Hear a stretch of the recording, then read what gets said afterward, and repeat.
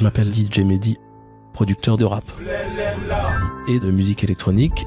Il est en studio avec des pitbulls, avec la mafia Quin Free, et le soir, il va danser avec Cassius et Daft Punk à New York. À l'époque, il n'y a pas de compositeur. Donc me dire qu'il y a un mec de mon âge qui compose, mais avec quel matériel? C'est fabriquer un chanteur et nous faisait des putains de sons avec ça. C'est Mehdi qui pond le nom. Dead Banger Records. Il n'y avait jamais eu une histoire qui fait que des mômes s'intéressent à un label. Le son de Justice, c'est nous qui l'avons fait, mais c'est Mehdi qui nous a dit c'est ça. DJ Mehdi était un génie. Le monde de la musique est en deuil. DJ Mehdi vient de mourir à l'âge de 34 ans. C'était quelqu'un qui avait ce truc de considérer que rien n'était impossible. Faut reconnaître qu'on lui doit tout à Mehdi. Le prénom Mehdi, ça veut dire rassembleur. Donc il a porté son prénom jusqu'au bout.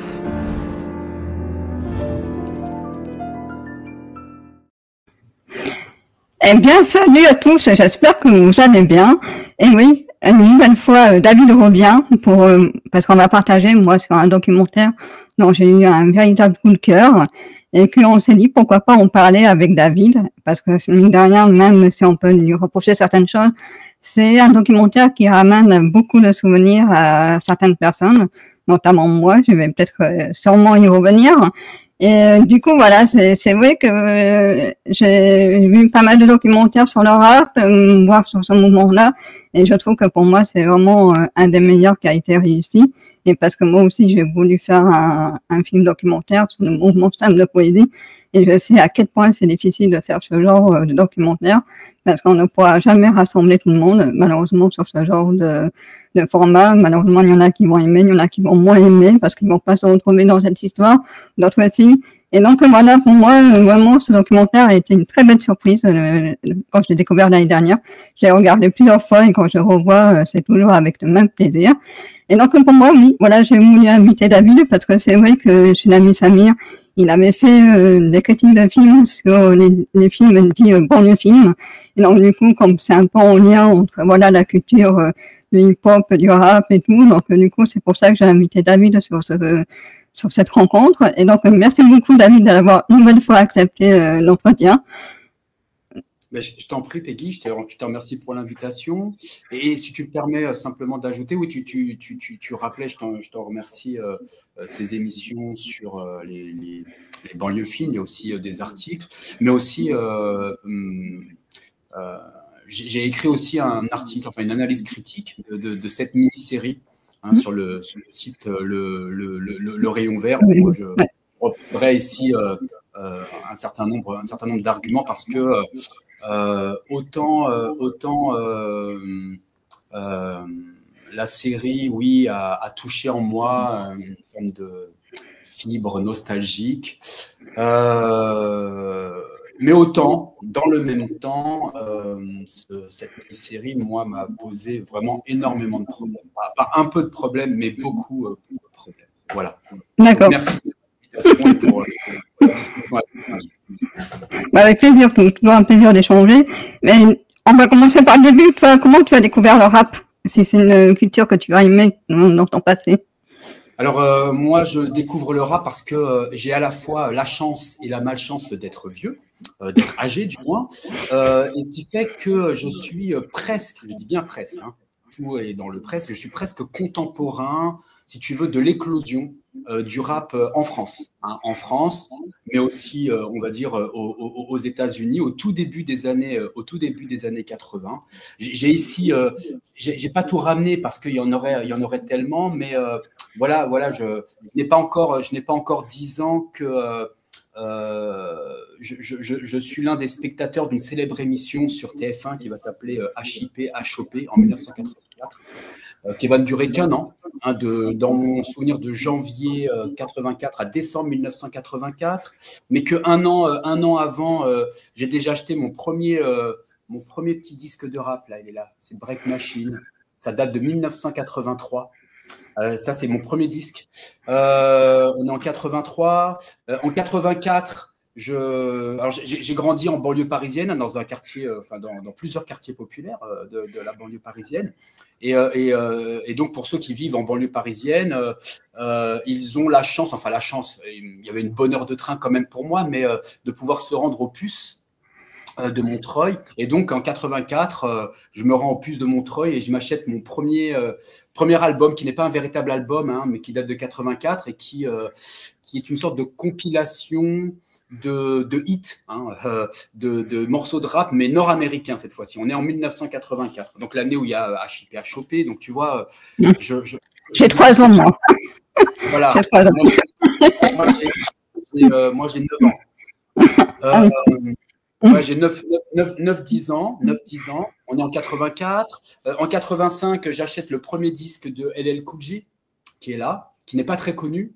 Donc voilà, on est en 85. Et puis après, il va y avoir les premiers vinyles de Public Enemy que j'ai à la maison, 1987. Et puis, pardon, ceux-là qui sont des merveilles, 1988 pour celui-ci, pardon. Et puis celui-ci, on est en 1990. Tout ça pour dire que j'en suis le contemporain, que j'écoute avidement cette musique dès 1983-84. J'enregistre des cassettes.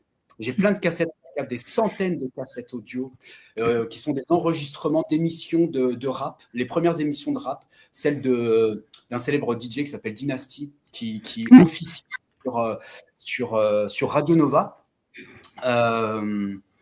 Et puis voilà, je suis le contemporain de cette musique que je me prends en pleine figure, mais parmi d'autres genres musicaux, hein, c'est-à-dire que, je te le disais à l'instant, je grandis en banlieue. On pourrait croire qu'il y a une sorte de lien de cause à effet entre la banlieue et écouter du rap, mais pas du tout. Parce que moi, quand j'écoute du rap, si tu veux, en 83-84, alors avec des amis, alors moi, je danse très très mal. C'est-à-dire, si tu me vois danser, tu m'achèves sur place. On a l'impression que je suis en train de souffrir. Et donc, comme une bête qui est en train de souffrir, il faut m'abattre. Donc, mais j'ai des amis qui, dès 83-84, s'adonnent avec beaucoup de talent au breakdance. On est beaucoup dans tout cela, mais ce n'est pas la musique qui les intéresse beaucoup. La danse, le graffiti en priorité dans un premier temps, et pas la musique, hein, assez étrangement. Moi, si tu veux, à cette époque-là, le souvenir que j'ai, c'est que ceux qui ont à peu près mon âge, mais les plus grands surtout, je me rappelle des maisons de quartier dans lesquelles je me rends, les grands écoutent surtout du reggae, de la soul, de la funk, et même beaucoup plus de la new wave que du rap. Le rap n'existe pas en tant que genre musical, hein, à ce moment-là. Et puis vient la fin de l'émission de HIP-HOP, et donc à ce moment-là, ceux qui écoutent un peu de rap vont se scinder en deux groupes, ceux qui vont disparaître avec l'émission d'HIP-HOP de Sydney, puis il y a les autres comme moi, un peu malades, qui vont découvrir qu'il existe des émissions de radio, comme ça un peu fortuitement, qui vont donc enregistrer sur cassette les premiers freestyles des premiers groupes de rap français. Et une petite anecdote, hein, à cet égard, dans l'un des collèges que j'ai fréquenté, pour en avoir fréquenté plusieurs, donc dans l'un des collèges que j'ai fréquenté, on avait une professeure de musique qui était vraiment... qui avait une approche intéressante, c'est qu'elle permettait aux élèves, si tu veux, de venir avec une œuvre de notre choix, quelle qu'elle soit, sur le support qu'on souhaitait, un disque vinyle, un enregistrement audio, bref. Chaque semaine, un élève venait avec un enregistrement de son choix et qu'il faisait écouter aux uns comme aux autres.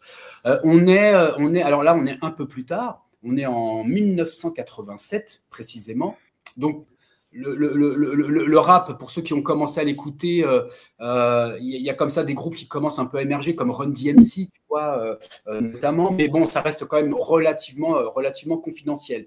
Et moi, je viens avec l'un de mes enregistrements que j'ai pris sur Radio Nova. C'est un groupe de rap français qui n'existe plus aujourd'hui, mais qui était l'un des premiers, qui s'appelle les Little. Et donc, ils font un freestyle. Et puis, ils s'essayent à un moment donné en anglais sur le freestyle. Bon, je passe des détails. Donc, je viens avec ma petite cassette, je la glisse dans le poste de l'enseignante. Et écoute, la durée de passage du morceau que j'avais choisi, moi j'étais très fier de faire écouter ça à tout le monde, ça n'a pas dépassé 15 secondes. C'est-à-dire c'était inaudible pour eux, inaudible. C'est-à-dire et pour tous les élèves de la classe, mais aussi pour l'enseignante qui m'a dit que c'était, enfin qui m'a répondu que ça n'était pas de la musique, c'était autre chose, pour rester très, très poli et très, très correct. C'était tout à fait autre chose. Donc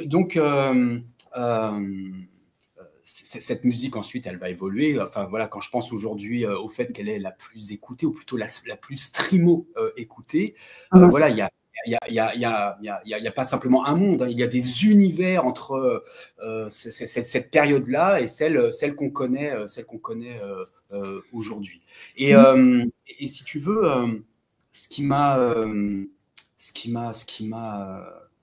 le plus touché dans cette musique, ce sont à la fois, c'est à la fois l'énergie transitive qui était la sienne, hein, cette énergie qui passe comme ça, que je vais retrouver dans la soul notamment, dans la funk, mais et puis les paroles qui sont très importantes, qui sont très très importantes pour moi, et parce que c'est une époque où moi je découvre, je suis en espèce de gestation comme ça, et je découvre Renaud, Léo Ferré, Barbara, Brel. Je découvre aussi, mais ça n'a rien à voir, la musique classique, l'opéra. On a une espèce de bibliothèque dans le quartier où je me trouve, et je prends tout ce que je ne connais pas en fait. J'écoute et j'ai des fiches, et donc je note les courants musicaux, les artistes que j'écoute, et tout ce que je ne connais pas, je prends. Alors il y a des choses que je vais délaisser, avec lesquelles voilà, mon oreille va avoir beaucoup de mal, et puis il y en a d'autres qui vont m'empaumer comme ça, qui vont me prendre, qui vont tout à fait m'emporter, et le rap en fait partie. Oui, c'est vrai que ça, tu l'as très bien dit, que le rap a très vite été considéré comme une musique agressive. Bon, on peut dire la même chose du rock et du hard rock, hein, quand on n'est pas, ça aussi, c'est un peu agressif. Alors, en fait, oui. Agressif, je ne sais pas, parce que tu sais, alors, il y a des débats, mais quand le genre émerge aux États-Unis, dans le cadre de ce qu'on appelle, c'est pas encore un genre musical, c'est dans le cadre de block party. Donc, ce sont des types qui, pour la première fois, s'essayent aux platines. Et puis un jour, il y a un type dans Harlem, pour fêter l'anniversaire de sa sœur, décide de prendre les platines qui sont les siennes, qui sont les siennes, de descendre dans la rue. Et parce qu'il y a trop de monde pour l'anniversaire de sa sœur, hein, décide d'organiser l'anniversaire de sa sœur dans la rue. Et puis, donc, il va passer des morceaux sur les platines. Il se trouve que le petit frère de ce célèbre DJ, un jour par mégarde, en fait, tombe sur l'une des platines et provoque un scratch, ce qui aurait donné naissance au scratch. Donc voilà, c'est tout à fait fortuit. Le fait de passer ensuite les vinyles dans le sens inverse de celui de leur passage, tout ça est très très fortuit. Et donc au départ, c'est ce qu'on considère, hein, l'origine de tout ça, c'est très festif. Ça c'est ce qu'on dit. Mais en vérité, moi je considère que ça n'est pas très festif. Là aussi, tu as raison. En fait, même dans le cadre d'un anniversaire, même dans le cadre de festivités, il s'agit d'être en réaction. Pour ces jeunes des quartiers de Harlem, une manière de dire aux Blancs, la musique ne vous appartient pas, nous pouvons aussi faire la fête, et qu'il y a là aussi derrière un geste politique, en fait, en quelque sorte, conscient ou inconscient, mais qui est latent, et exprimé ce faisant lors de l'organisation de ces premières block parties. Ouais, non, c'est vrai que les débuts ne sont pas du tout les mêmes que ceux d'aujourd'hui. Aujourd'hui, il y a une vraiment diversité, mais c'est tout à leur honneur d'avoir réussi à faire ça. Mais moi, du coup, je trouve ça a enlevé quelque part une histoire, du coup, aussi du mouvement, que je trouve qu'on détourne pas mal. Et surtout, on rejette le côté acte politique, j'ai remarqué de plus en plus. Est-ce que ça, t'es pas d'accord avec moi par rapport à ça? Le côté, voilà, contestataire, on essaye un peu de censurer, enfin, je sais pas si c'est vraiment la censure, mais qu'on détourne, tu vois, et que finalement, c'est un peu plus dur, finalement, que dans les années 80 de s'exprimer à travers cette musique-là aujourd'hui. Ouais, s'il fallait que je te fasse une réponse en bonne et due forme, il nous faudrait sans doute une bonne heure pour que je te réponde sur ce thème-là, sur ce qui est devenu le rap, sur ce qu'il deviendra. Pourquoi pas sortir sa petite boule de cristal et s'essayer à une forme de prédestination. Il est vrai qu'aujourd'hui, il y a un émiettement avec non pas un rap, mais des raps, et au sein de ces raps, des sous-genres, au sein de cette diversité-là, qui a créé une forme de concurrence acharnée, et qui paradoxalement, cet émiettement, cette division, plutôt que de favoriser la créativité, a produit de l'uniformité, sous le coup de plusieurs facteurs très différents, parce que les uns et les autres ont leurs responsabilités, donc pas simplement les artistes, mais les labels, les médias, les producteurs, les réseaux sociaux, le streaming, tous, à leur échelle, participent en effet d'une forme de standardisation. Et donc pour moi, je veux dire à grands traits, parce qu'il y a des tas d'artistes qu'on écoute encore aujourd'hui et qui essayent de faire des choses que moi j'écoute encore. Ça, c'était une discussion que j'avais quand j'étais adolescent avec des copains qui me disaient: est-ce que tu crois que quand on aura 40 ans, 50 ans, on écoutera encore du rap? Oui, mais difficilement. Parce qu'il faut aller chercher parfois un peu. Et donc oui, c'est ce que je te disais, c'est que cet émiettement a produit non pas de la créativité, mais de l'uniformité, une forme d'uniformisation. Parce que c'est plus simple, ça coûte moins cher, et voilà. Enfin, il faudrait entrer un peu plus dans le détail que ce que je suis en train de te dire là, pour te dire combien il y a eu un premier âge d'or du rap au tout départ, avec une grande phase de créativité, avec en France des groupes comme NTM, IAM, MC Solar, qui vont signer dans des majors très très rapidement. Aux États-Unis, les premiers groupes, ce premier âge d'or qui est en quelque sorte une phase d'émergence et qui est une manière souvent pour les courants musicaux de se construire contre ce qui se fait ou en agrégeant d'autres formes musicales.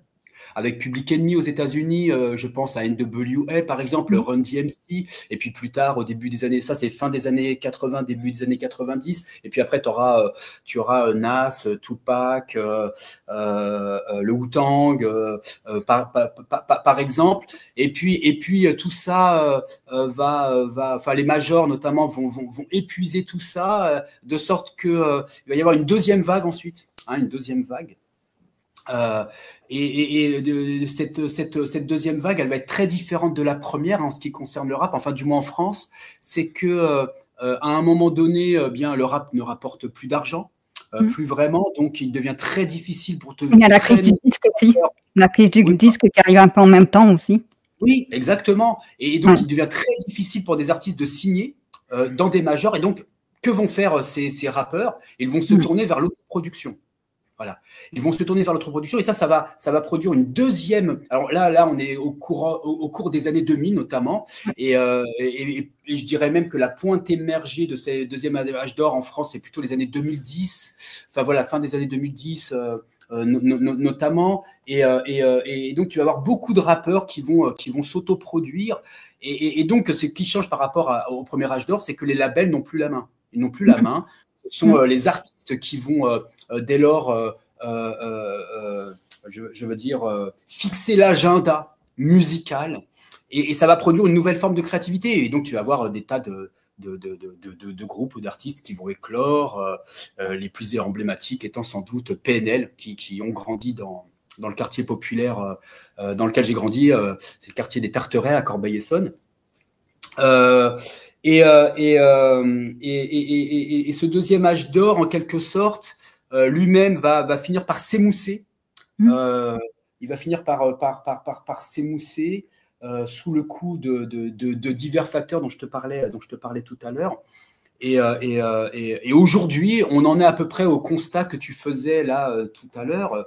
En tout cas, moi, qui est le mien, c'est que de manière générale, on assiste à une forme d'uniformisation. parce que la critique n'existe plus, hein, enfin la critique musicale n'existe plus, parce que pour les producteurs et les labels, il est plus facile, je veux dire, de faire ce qui marche, parce que ça coûte moins d'argent plutôt que d'accompagner un artiste pendant 4 ans sur un projet musical qui implique du long terme. Ça n'existe pratiquement plus. Le streaming, je veux dire, le streaming et les algorithmes ont totalement modifié là aussi la donne. Hein, c'est-à-dire que pour intégrer les playlists, c'est-à-dire les recommandations qu'on retrouve dans ces playlists du type Spotify, eh bien de plus en plus d'artistes essayent de faire ce qui fonctionne. Donc tout ça, oui, finit par produire une forme d'uniformité. Tu vois, je ne sais pas si tu as entendu ce morceau à un moment donné d'Amza et de d'SCH qui s'appelle Fade Up. Non. Qui a été une sorte de hit dans le rap. Eh bien, pendant 2 ans, tu as entendu la même version, mais passée entre les mains de différents artistes qui en reprenaient pratiquement la rythmique. Et donc, jusqu'à l'épuisement de l'auditeur. Donc oui, au bout du compte, on pourrait en effet légitimement ressentir une forme de fatigue, hein, sans oublier d'autres phénomènes comme ce qu'on appelle la gentrification du rap. C'est-à-dire la récupération aujourd'hui du rap par, on va dire, la petite bourgeoisie, voire la bourgeoisie. Hein. L'exemple emblématique ici étant Jul, qui est le rappeur le plus écouté par la petite bourgeoisie aujourd'hui. Bon, bref, il y a tout un tas de phénomènes qui jouent pour faire de cette musique, au fond, une musique qui aujourd'hui est en quelque sorte à la croisée des chemins. Mais tu sais, c'est le propre de tous les genres musicaux.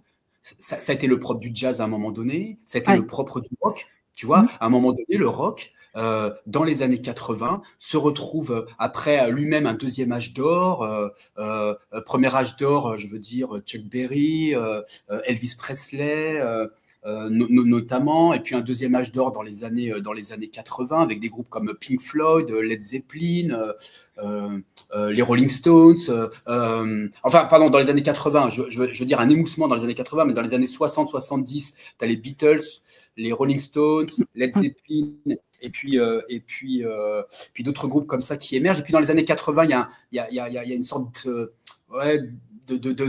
fatigue. À un moment donné, le rock lui-même s'est retrouvé à la croisée des chemins, et donc soit finir par se fondre dans la pop rock, hein, et ça va donner des groupes qu'on connaît aujourd'hui comme du type Maroon 5 par exemple, soit produire alors dans les années 90 un rock indépendant, tu vois, alternatif, indie, ici par exemple je pense à Nirvana, voilà, mais qui est bien le rap aujourd'hui, il est un peu à la croisée des chemins, quoi. Soit devenir soluble dans la pop, soit retourner vers ce qu'il a été, ce qui a fait son originalité, quitte à demeurer dans l'underground. Voilà. Et moi, c'est plutôt cet underground-là qui va m'intéresser.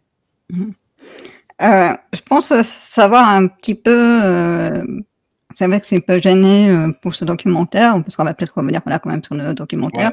Ouais. C'est vrai qu'ils ont peut-être tendance à trop s'approprier l'histoire du rap, comme s'ils étaient un peu des pionniers. Donc il y en a eu d'autres avant. C'est vrai que ça, ils en parlent pas trop. Après, bon, c'est vrai que c'est sur Mehdi aussi, donc c'est sur une seule personne. C'est là où il faut faire des choix aussi pour les rencontres, etc., pour les témoignages. Moi, c'est vrai que celui qui m'énerve le plus, c'est Kerry James. Honnêtement, moi, j'aime bien Rimka. Rimka, il me fait assez rire quand même dans le documentaire. Il se rend compte qu'il a vécu un truc, qu'il a participé à une histoire et il adore la raconter, la partager. Et c'est vrai que ça, c'est voir des gens comme ça, ça fait plaisir aussi, quoi, qui acceptent qu'ils ont vécu, parce que c'est pas forcément facile, hein, même dans les slams. Moi, quand j'ai essayé d'en savoir un peu plus sur les slammers, il y en a qui sont, alors je sais pas si c'est de la modestie, mais ils ont beaucoup de mal à raconter ce qu'ils ont fait, etc. Et c'est vrai que Rimka et puis l'autre là, Manuké, ils adorent raconter ce qu'ils ont fait, ce qu'ils ont vécu, et ça c'est ce qu'il y a de plus important, je trouve, dans un documentaire. C'est vrai qu'aussi le truc, ouais, qui peut être gênant, c'est le côté masculin. Mais ça, on le sait, le rap, c'était très masculin quand même, hein, même s'il y avait quelques filles au milieu qui essayaient de percer, mais C'était quand même très masculin aussi à l'époque, il faut pas l'oublier. Et voilà, ouais, moi j'ai trouvé quand même intéressant, mais c'est vrai qu'il efface beaucoup de choses. Mais voilà, c'est la difficulté de parler d'une seule personne, comment en même temps la raconter à travers tout un mouvement entier en fait. Oui, oui, oui. Alors, juste, mais parce que ça, je n'en parle pas dans mon article. Tu disais une masculinité par trop présente, on pourrait dire du machisme qui est à l'œuvre, ça c'est évident. Tu sais, la semaine dernière, on parlait on parlait ensemble d'Albert Dupontel et je te disais, voilà, enfin, j'essayais avec un artiste dont toute l'œuvre ne me touche pas particulièrement, mais j'essayais de me dire, enfin voilà, d'essayer malgré tout de rendre compte de l'univers qui est le sien et de dire qu'il y avait une forme de cohérence et d'intelligence qui était à l'œuvre et donc d'en rendre justice. Là, je me retrouve dans une situation inverse, c'est-à-dire de parler d'artistes, d'un genre musical qui m'a construit d'une certaine façon, qui m'a construit d'une certaine façon. Ou plutôt à propos duquel je ne peux pas faire l'économie,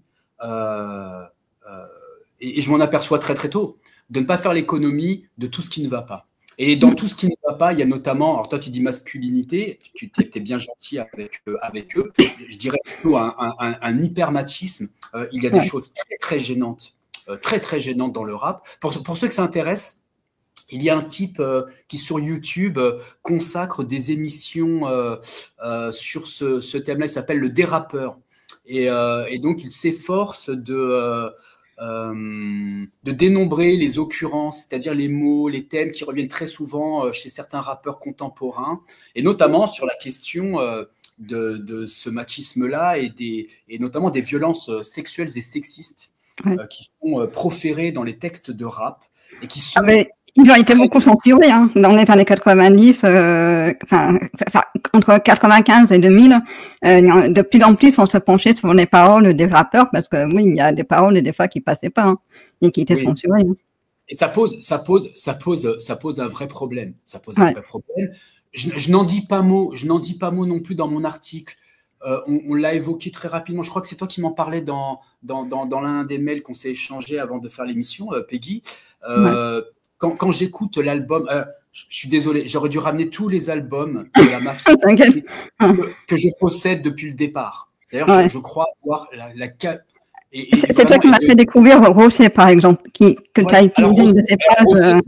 Oui, Rossé, c'est autre chose. Là, on est sur, on est sur la cerise sur le ghetto, pour reprendre un titre de la Mafia Cafri de l'un de leurs albums. On est sur le très haut du panier, mais je veux dire, par exemple, l'album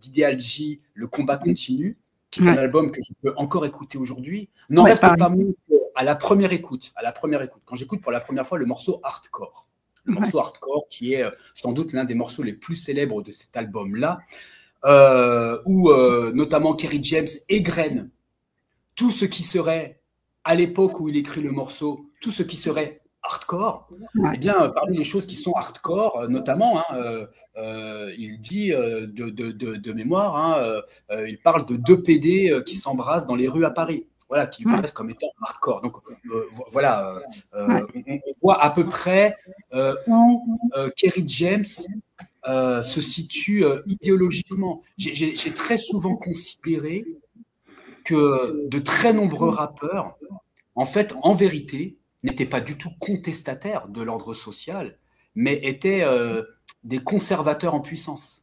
Ouais, aujourd'hui, je m'en aperçois aussi quand je regarde les choses avec mon œil politique. Oui, quand on relit les paroles, effectivement, et quand on remet dans leur contexte aussi. Oui, pour moi, c'est peut-être raccourci de dire ça, mais c'est des gens de droite. D'ailleurs, Kerry James me dit, nous sommes des nationalistes. Quand il dit ça, moi, ça, voilà, quoi. Ça n'est pas un raccourci nécessairement. Tu sais, un jour, j'ai été invité par une association qui s'appelle Philocité pour intervenir sur un sujet dans un quartier populaire. Et il y avait là un rappeur qui a été très célèbre à son époque, qui a fait partie d'un groupe de rap qui s'appelle, dont j'ai les albums, qui s'appelle Tandem. Là, là, le nom m'échappe. Là, ça va m'embêter. Il faut que je googlise. Pardon, je ne vais pas faire comme si je me rappelais. Moi. Ah mince. Attends, si.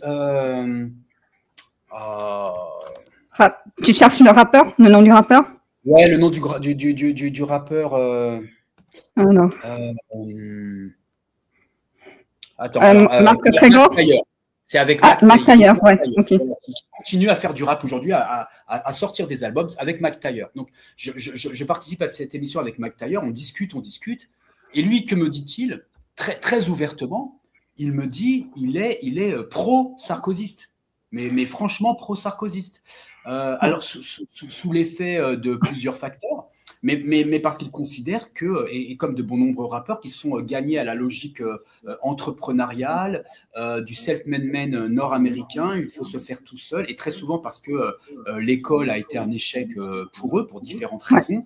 Et donc, sur ce plan idéologique, certains d'entre eux, j'ai dit certains, il faut jamais généraliser ni essentialiser quoi que ce soit, mais oui, il y a des rappeurs avec lesquels, lorsque tu discutes, voilà, ils te disent très ouvertement que, du moins, que les valeurs libérales ne leur sont pas hostiles.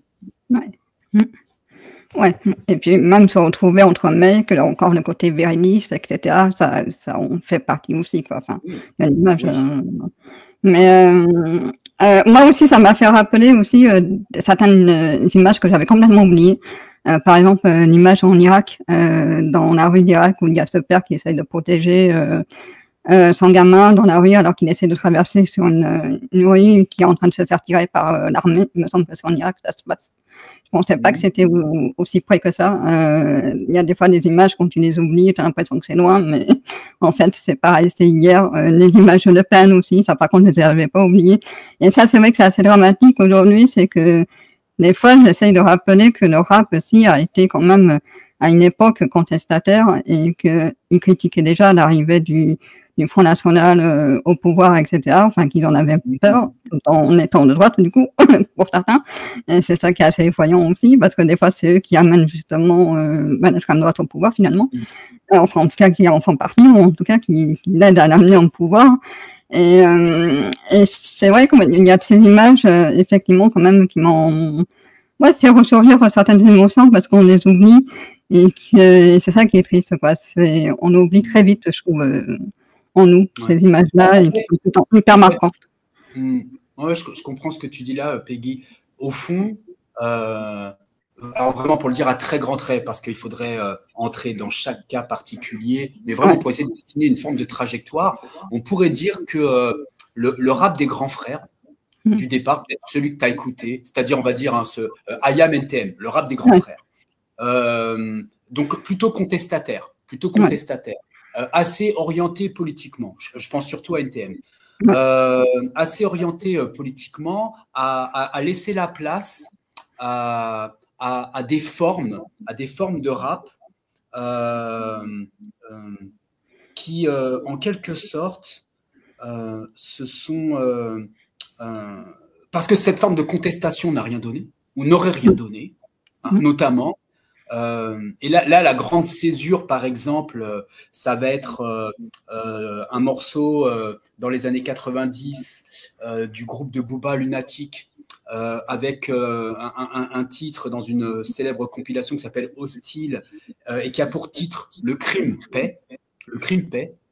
Il y a une forme d'acceptation de l'ordre des choses. Et ça, c'est plus terrible. Une forme d'acceptation de l'ordre des choses qui est bien plus terrible que les formes de contestation.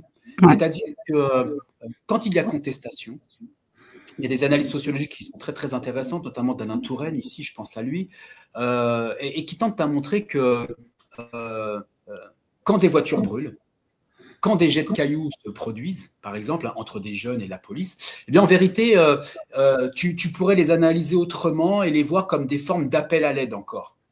Ça veut dire qu'il y a encore une demande sous forme de faites-moi sortir de là, pour le dire très vite.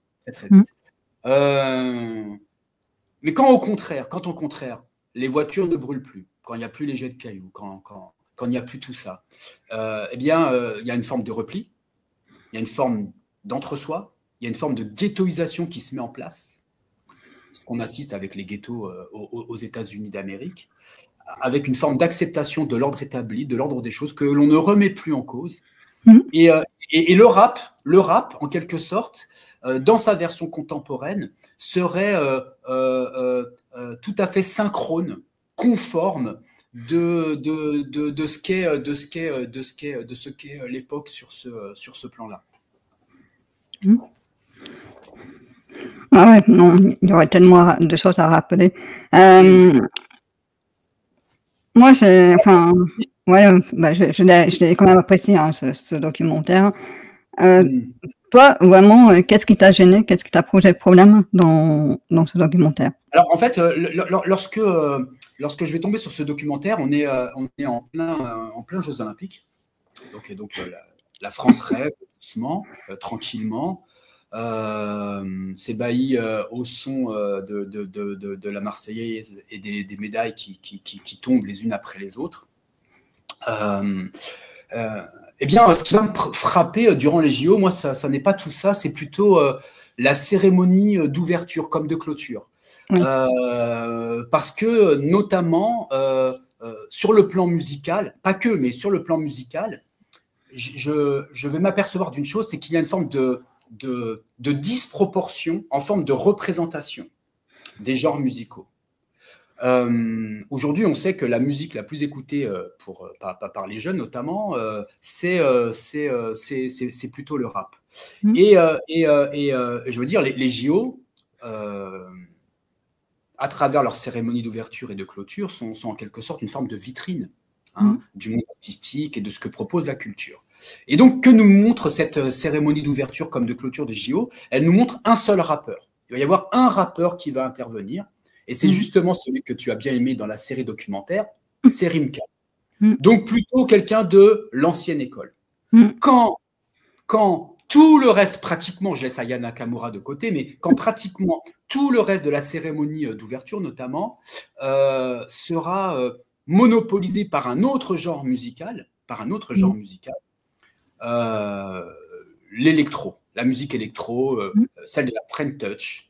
Manière de dire qu'au plan musical, en vérité, contrairement à ce que l'on pourrait penser, ce serait plutôt cette musique électro qui l'aurait emporté sur le rap.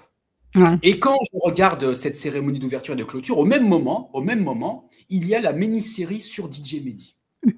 Et cette mini-série sur DJ Mehdi, telle que son réalisateur nous la montre, à travers le message qui est le sien, c'est de nous dire que DJ Mehdi aurait été un être tout à fait exceptionnel parce qu'il aurait été à la réconciliation de ces deux mondes qui semblent a priori antagonistes, très différents, écoutés par des publics antipodes, c'est-à-dire le rap et justement la musique électro, toute cette French Touch.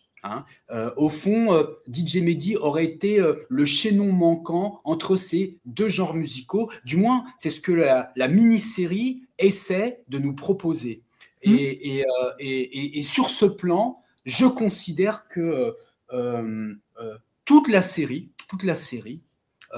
tout en s'efforçant de montrer que DJ Mehdi aurait été à la réconciliation, en vérité, ne cesse pas de se trahir en permanence et dit l'absolu contraire de ce qui est affirmé. C'est-à-dire qu'en vérité, quand moi je regarde la série, j'ai le sentiment de monde fort clos, totalement séparé, distinct, et ça me pose donc problème. Et l'autre problème, et après on entrera dans le détail si tu veux, c'est de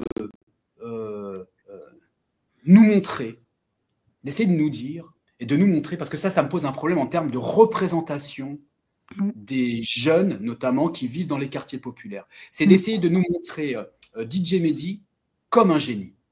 Et là, ça me pose beaucoup de problèmes en termes de représentation de ce jeune en particulier, à travers son parcours, et donc à l'arrière-plan, dans le hors-champ de cette présentation, de tous ceux donc, qui ne seraient pas des génies. Parce que c'est très souvent comme ça qu'on représente les jeunes dans les banlieues et dans les quartiers populaires, à travers la figure de celui qui fait exception, donc de celui qui en serait sorti. quand tous les autres, en vérité, seraient condamnés à une forme, je veux dire, de tare congénitale, par nature, ce seraient des êtres gagnés à la logique de la violence. Et toute la série, eh bien, le montrerait. Et donc ça me pose un vrai problème. Ouais, alors ça, je peux te dire que ça existe aussi dans d'autres domaines. Hein. Dans le handicap, par exemple, on ne montre que ceux qui réussissent, mais ceux qui crèvent dans la différence, on ne les montre pas. Hein.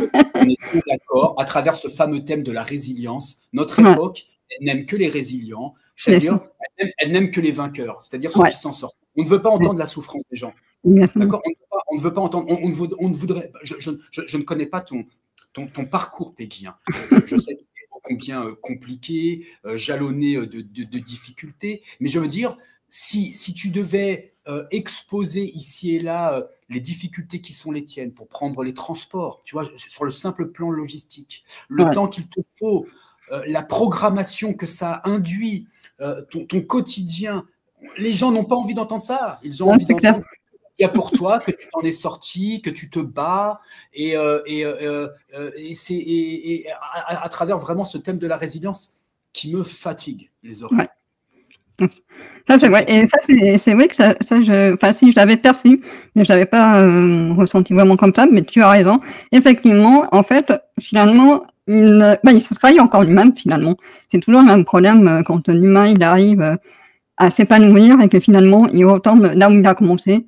Et c'est vrai que ça fait une forme de trahison, mais ça fait un peu, pas encore citer ce réalisateur, ça fait un peu comme les personnages de Terrence Malick, finalement, qui cherchent à s'épanouir, à s'émanciper, à sortir de tous leurs milieux sociaux, voilà, c'est dire que c'est ça leur prison, etc. Ils y réussissent et finalement, pouf, vers la fin, ils y retournent. Et c'est vrai que ce documentaire-là, c'est un peu ça, parce que Mehdi, à un moment donné, apparemment, il veut essayer quelque chose en solo. Et notamment, effectivement, dans l'électro, il n'y arrive pas. Et qu'est-ce qu'il fait? Il revient. Parce qu'il s'aperçoit que finalement, c'est que là qu'on apprécie. Et c'est vrai que ça a dû le ranger de l'intérieur. Et c'est vrai qu'on le bafouille un petit peu. Enfin, on n'en parle pas trop de ça, finalement. Que finalement, il a été obligé de revenir pour réexister à nouveau, quoi, en fait. Alors, je ne sais pas. Moi, ce que je vois dans la série, c'est la chose suivante. Et tu me donneras ton sentiment. Ouais.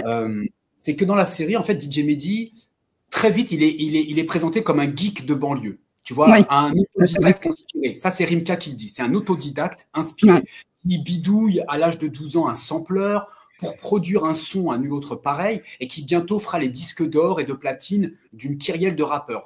Tous ceux qu'on va appeler cette constellation de rappeurs qui va s'appeler la mafia Quinfri. Donc la série qui est très louangeuse, à la gloire légitime de DJ Mehdi, elle est d'autant plus intéressante dans son traitement de la question politique. Elle travaille et évite à la fois. En fait, pour expliquer le talent de DJ Mehdi, comme je te le disais, le documentaire, il a recours à une forme d'explication en forme de coupe-circuit pour moi, en somme pour aller très très vite, c'est-à-dire le génie. Les uns et les autres dans la série ne cessent pas de reprendre l'argument, c'est-à-dire que DJ Mehdi, il est présenté comment? Comme un individu qui serait différent. D'accord? C'est un individu qui serait différent. Sa cousine, la cousine de DJ Mehdi qui intervient dans la série, elle-même le dit, et que ce soit notamment les trois intervenants côté rap, c'est-à-dire du 113, Mokobé, Rimka, et puis celui qui les a réunis au départ, Manuquet, tous insistent sur sa différence. Alors, le seul qui pose une question intéressante pour moi dans la série, c'est MC Solar. Il se demande à un moment donné qu'est-ce qui a bien pu se passer dans la vie de cet individu entre l'âge de 8 et 12 ans afin que son talent puisse éclore ainsi. La réponse, pourtant, elle se trouve dans la série. C'est-à-dire que DJ Mehdi, qui a priori est différent, un génie, s'il est né en effet en banlieue, il faut bien voir qu'en vérité, s'il est né en banlieue, il n'est pas pour autant dépourvu au plan culturel. Il est au contraire très favorisé, il est très argenté en vérité. Sociologiquement, DJ Mehdi, il est prédisposé pour la musique. C'est-à-dire que, et la série le montre très bien, où que son oreille porte son attention, où que son regard porte son intérêt, partout dans l'appartement de banlieue, grouille les instruments de musique et autres platines à produire du son. DJ Mehdi, qui est un franco-tunisien d'origine, il est né dans une famille qui a pour racine commune la musique, où les musiciens comme les DJ pullulent. Et c'est ainsi, la série le montre très bien, que son oncle, Choukri, va devenir son premier manager, comme il sera à la création de la première société de production d'Idealji. Idealji, c'est le premier groupe que vont former à la fois DJ Mehdi et Kerry James, société de production qui va s'appeler Alariana. Autrement dit, si je devais emprunter le langage de ce célèbre sociologue, Pierre Bourdieu, autrement dit, en fait, en langage bourdieusien, on pourrait dire que d'une certaine manière, DJ Mehdi, bien qu'il soit né en banlieue, bien qu'il ait grandi en banlieue, sur ce plan culturel, sur le plan musical, il fait partie en quelque sorte d'une relative jeunesse dorée et qui fait donc sa différence en banlieue. C'est-à-dire qu'il possède au plan musical un capital culturel comme l'habitus de celui qui pourra ensuite exploiter cette veine. Ceux dont sont dépossédés, en fait, à l'image des autres membres de la mafia Quinfri. En fait, je ne sais pas si tu te souviens, mais quand ces derniers, notamment Mokobé, quand ces derniers ne cessent pas de tarir d'éloges sur l'ouverture d'esprit de DJ Mehdi, ils témoignent dans le même temps, mais sans jamais le dissimuler, de leur degré de fermeture sous forme d'inculture en termes de solfège, comme je cite de mémoire, ça c'est Mokobé qui le dit, je crois, du groupe 113, comme de n'en avoir rien à foutre des Beatles. Quand DJ Mehdi, à un moment donné, la série le montre très bien, lui, teste différents instruments de musique, écoute les Beatles pour leur inventivité. Et donc, bien au contraire de ses comparses, comment DJ Mehdi les montrait, mais je veux dire, c'est à l'écran, je n'invente rien, c'est dans les images. Quand on rentre dans l'appartement, un DJ Mehdi, en fait, à l'âge de 12 ans, c'est Manuquet qui le dit ça. À l'âge de 12 ans, il possède quoi? Il possède une bibliothèque sonore de plus de 200 disques. C'est-à-dire, il a un mur complet de disques, de vinyles, dont chacun des membres de la mafia Quinfri qui passe par l'appartement de DJ Mehdi alors qu'il n'a que 12 ans, dont chacun s'émerveille. Quand il rentre pour la première fois chez lui, autant qu'il possède, donc à l'âge de 12 ans, en fait, déjà un ordinateur, Atari, autant que de multiples machines à tordre tous les sons dans tous les sens possibles.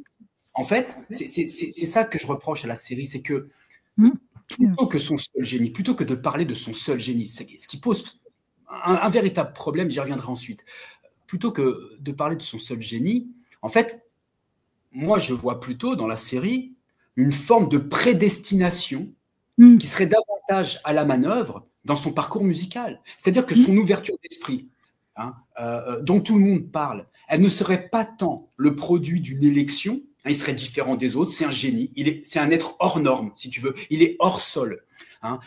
En fait, son ouverture d'esprit, elle ne serait pas tant le produit d'une élection sous forme d'onction, ce serait un élu, en quelque sorte, une sorte d'être élu par la grâce des dieux de la musique. Et donc, ce ne serait pas tant le produit d'une élection que le résultat d'une préparation de longue date qui remonterait à la prime enfance. Au contraire, le documentaire, lui, qu'est-ce qu'il fait en permanence? Eh bien, il opte pour un type de réponse en forme de raccourci, moins long, moins compliqué, plus manifeste de l'aura du génie. En fait, DJ Mehdi, ce serait un être entre les mondes, mi-terrien, mi-divin, un être à la réconciliation des mondes, entre le rap et la French touch, c'est-à-dire des mondes complètement, a priori, irréconciliables. Et là, ça m'a beaucoup intéressé. Ça m'a beaucoup intéressé parce que, alors c'est vrai, c'est un sujet qui me touche, parce que en quelque sorte, je me sens considéré aussi, puisqu'on me considère très souvent, je suis enseignant à l'université, j'ai grandi dans un quartier populaire, il se trouve que je suis enseignant à l'université dans un milieu très académique, un département de droit et de sciences politiques, dont le conservatisme est pour le moins, je veux dire, dominant. Et donc moi, là, il y a quelque chose qui me touche tout particulièrement, c'est tout le discours que l'on tient sur ce qu'on appelle précisément les transfuges de classe, de ceux qui ont changé de classe, qui, issus d'un milieu ouvrier ou agricole, par exemple, gagnerait, pour ce qui me concerne, par exemple, les rangs de l'université. Ou pour DJ Mehdi, hein, qui quitterait sa banlieue pour connaître un succès et une renommée internationale. La série, sur ce plan-là, elle reprend le discours le plus classique sur ces fameux transfuges de classe. C'est-à-dire le discours qu'on tient habituellement sur ceux qu'on appelle les bons élèves. Et j'ai été, en effet, un très bon élève. Un très bon élève. Très bien. Tout comme DJ Mehdi, sa mère le dit très souvent, est un très bon élève. Hein, je crois qu'il aurait souhaité qu'il devienne ingénieur, dans mon souvenir. Mais je n'ai vu que moi la série qu'une seule fois. Donc tu me corrigeras, Peggy, toi tu l'as vu plusieurs fois la série si je me trompe. Mais en tout cas, il est un très bon élève. Et donc la série, elle reprend ce discours selon lequel seuls s'en sortiront ceux qui réussiront par la seule grâce de leur travail, au fond, à produire un effort en quelque sorte surhumain pour s'arracher de leurs conditions sociales. Hein, en somme, la série, tu vois, là, pour le coup, quand je la regarde, eh bien, elle m'assomme, mais vraiment de façon péremptoire, avec un discours que je ne supporte pas, ce discours de type méritocratique, républicain, selon lequel seuls seront récompensés et donc sauvés les meilleurs, à raison de leur acharnement, par l'unique effet de leur volonté. C'est ça que je trouve insupportable. De dire qu'on peut s'en sortir quand on est né en banque, par exemple, par la seule grâce de sa volonté. Cette analyse-là, je pense que, il faut le dire, hein, elle est contredite aujourd'hui par des travaux très, très intéressants en sociologie sur ce qu'on appelle justement les transfuges de classe, et qui a été l'un des points aveugles, si tu veux, de la sociologie de Pierre Bourdieu sur la reproduction des classes sociales. En effet, moi je pense que la trajectoire de DJ Mehdi, sur ce plan-là, elle n'est pas anecdotique. À travers son parcours, en effet, je trouve que la série aussi, elle investit un angle mort de la sociologie de Pierre Bourdieu, celui des cas exceptionnels, de ceux qui, enfants de milieux agricoles et ouvriers, accèdent notamment à ce qu'on appelle les grandes écoles, hein, et pour DJ Mehdi, hein, le firmament musical. Ce thème-là, sur les transfuges, sur les cas exceptionnels, il a été délaissé par Pierre Bourdieu dans ses analyses sur la reproduction des classes sociales. Et pourquoi elle a été délaissée par Pierre Bourdieu? Parce que Pierre Bourdieu, il était bien embêté sur ce plan-là. Il ne voulait pas accréditer la thèse de l'idéologie méritocratique, selon laquelle il suffirait de travailler à l'école pour s'en sortir. C'est-à-dire d'avoir affaire à des individus qui auraient fait la preuve, en quelque sorte, d'une volonté supérieure à celle des autres. Alors, le reconnaître, attention, hein, Peggy, qu'on ne s'égare pas pour celles et ceux qui auraient vu cette série, dont je me demande si elle est encore disponible sur Arte. Oui, elle est toujours. Ouais. Bon, bah, tu vois, donc j'invite celles et ceux qui nous écouteront éventuellement à aller regarder cette série. En tout cas, elle est disponible sur le YouTube. Si elle n'est pas sur leur site TV, elle y est sur YouTube. Elle est disponible. Bon, bah, merci de l'info. Reconnaître ce que je te dis là, Peggy, ce n'est évidemment pas, dans mon esprit, retrancher tout le talent, tout le mérite au talent indéniable de DJ Mehdi. C'est faire droit dans mon esprit, c'est reconnaître la part qui revient aux conditions culturelles dans lesquelles ce talent a pu éclore. Or, à cet endroit-là précisément, la série, elle choisit plutôt non pas d'isoler DJ Mehdi des autres forces sociopolitiques, des groupes dans lesquels il se trouve pris, c'est-à-dire ses amis, sa famille, la société, l'école, mais préfère le montrer plutôt sans cesse comme un principe moteur, une force de volonté, une force de vouloir. C'est-à-dire que DJ Mehdi, voilà comment il est présenté notamment par Kerry James, c'est que à la mesure de sa seule volonté, il serait parvenu à s'extraire de sa condition sociale. Le mantra qui serait le sien, c'est Kerry James qui le dit, c'est qui reprend une pub de Nike, c'est pas rien, c'est Just Do It. C'est Kerry James qui le dit. Hein. Je veux dire, le mantra de DJ Mehdi, c'est Just Do It, c'est-à-dire fais-le, fais-le. Hein.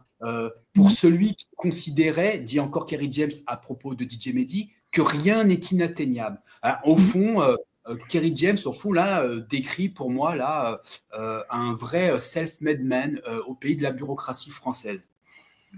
Implicitement. Quand je regarde la série, moi, je pense qu'elle pose une question difficile. Comment filmer, comment penser ces cas exceptionnels, ces trajectoires comme celle de DJ Mehdi qui semblent défier les lois de la sociologie.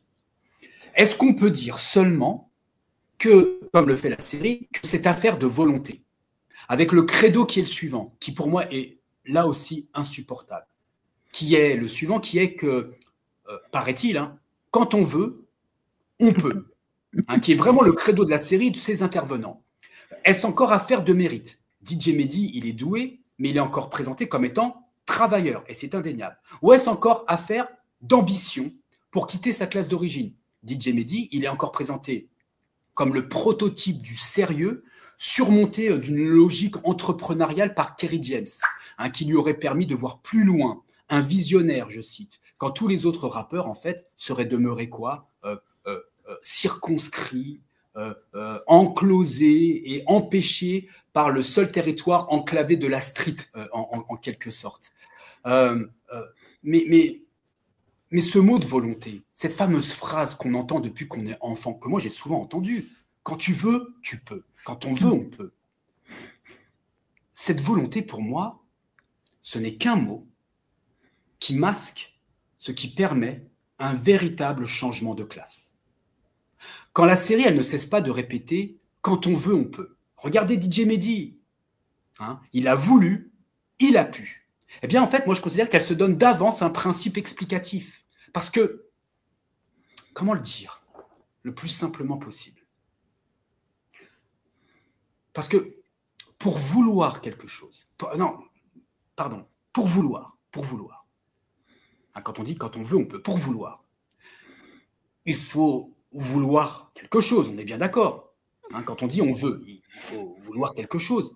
Mais pour vouloir ce quelque chose, encore faudrait-il que ce quelque chose, il ait émergé quelque part dans ton univers, là où tu as grandi, par exemple en banlieue. Hein, il faudrait que sous tes yeux existe un autre modèle. De sorte que moi, je considère qu'il faudrait plutôt dire quand on peut, on veut.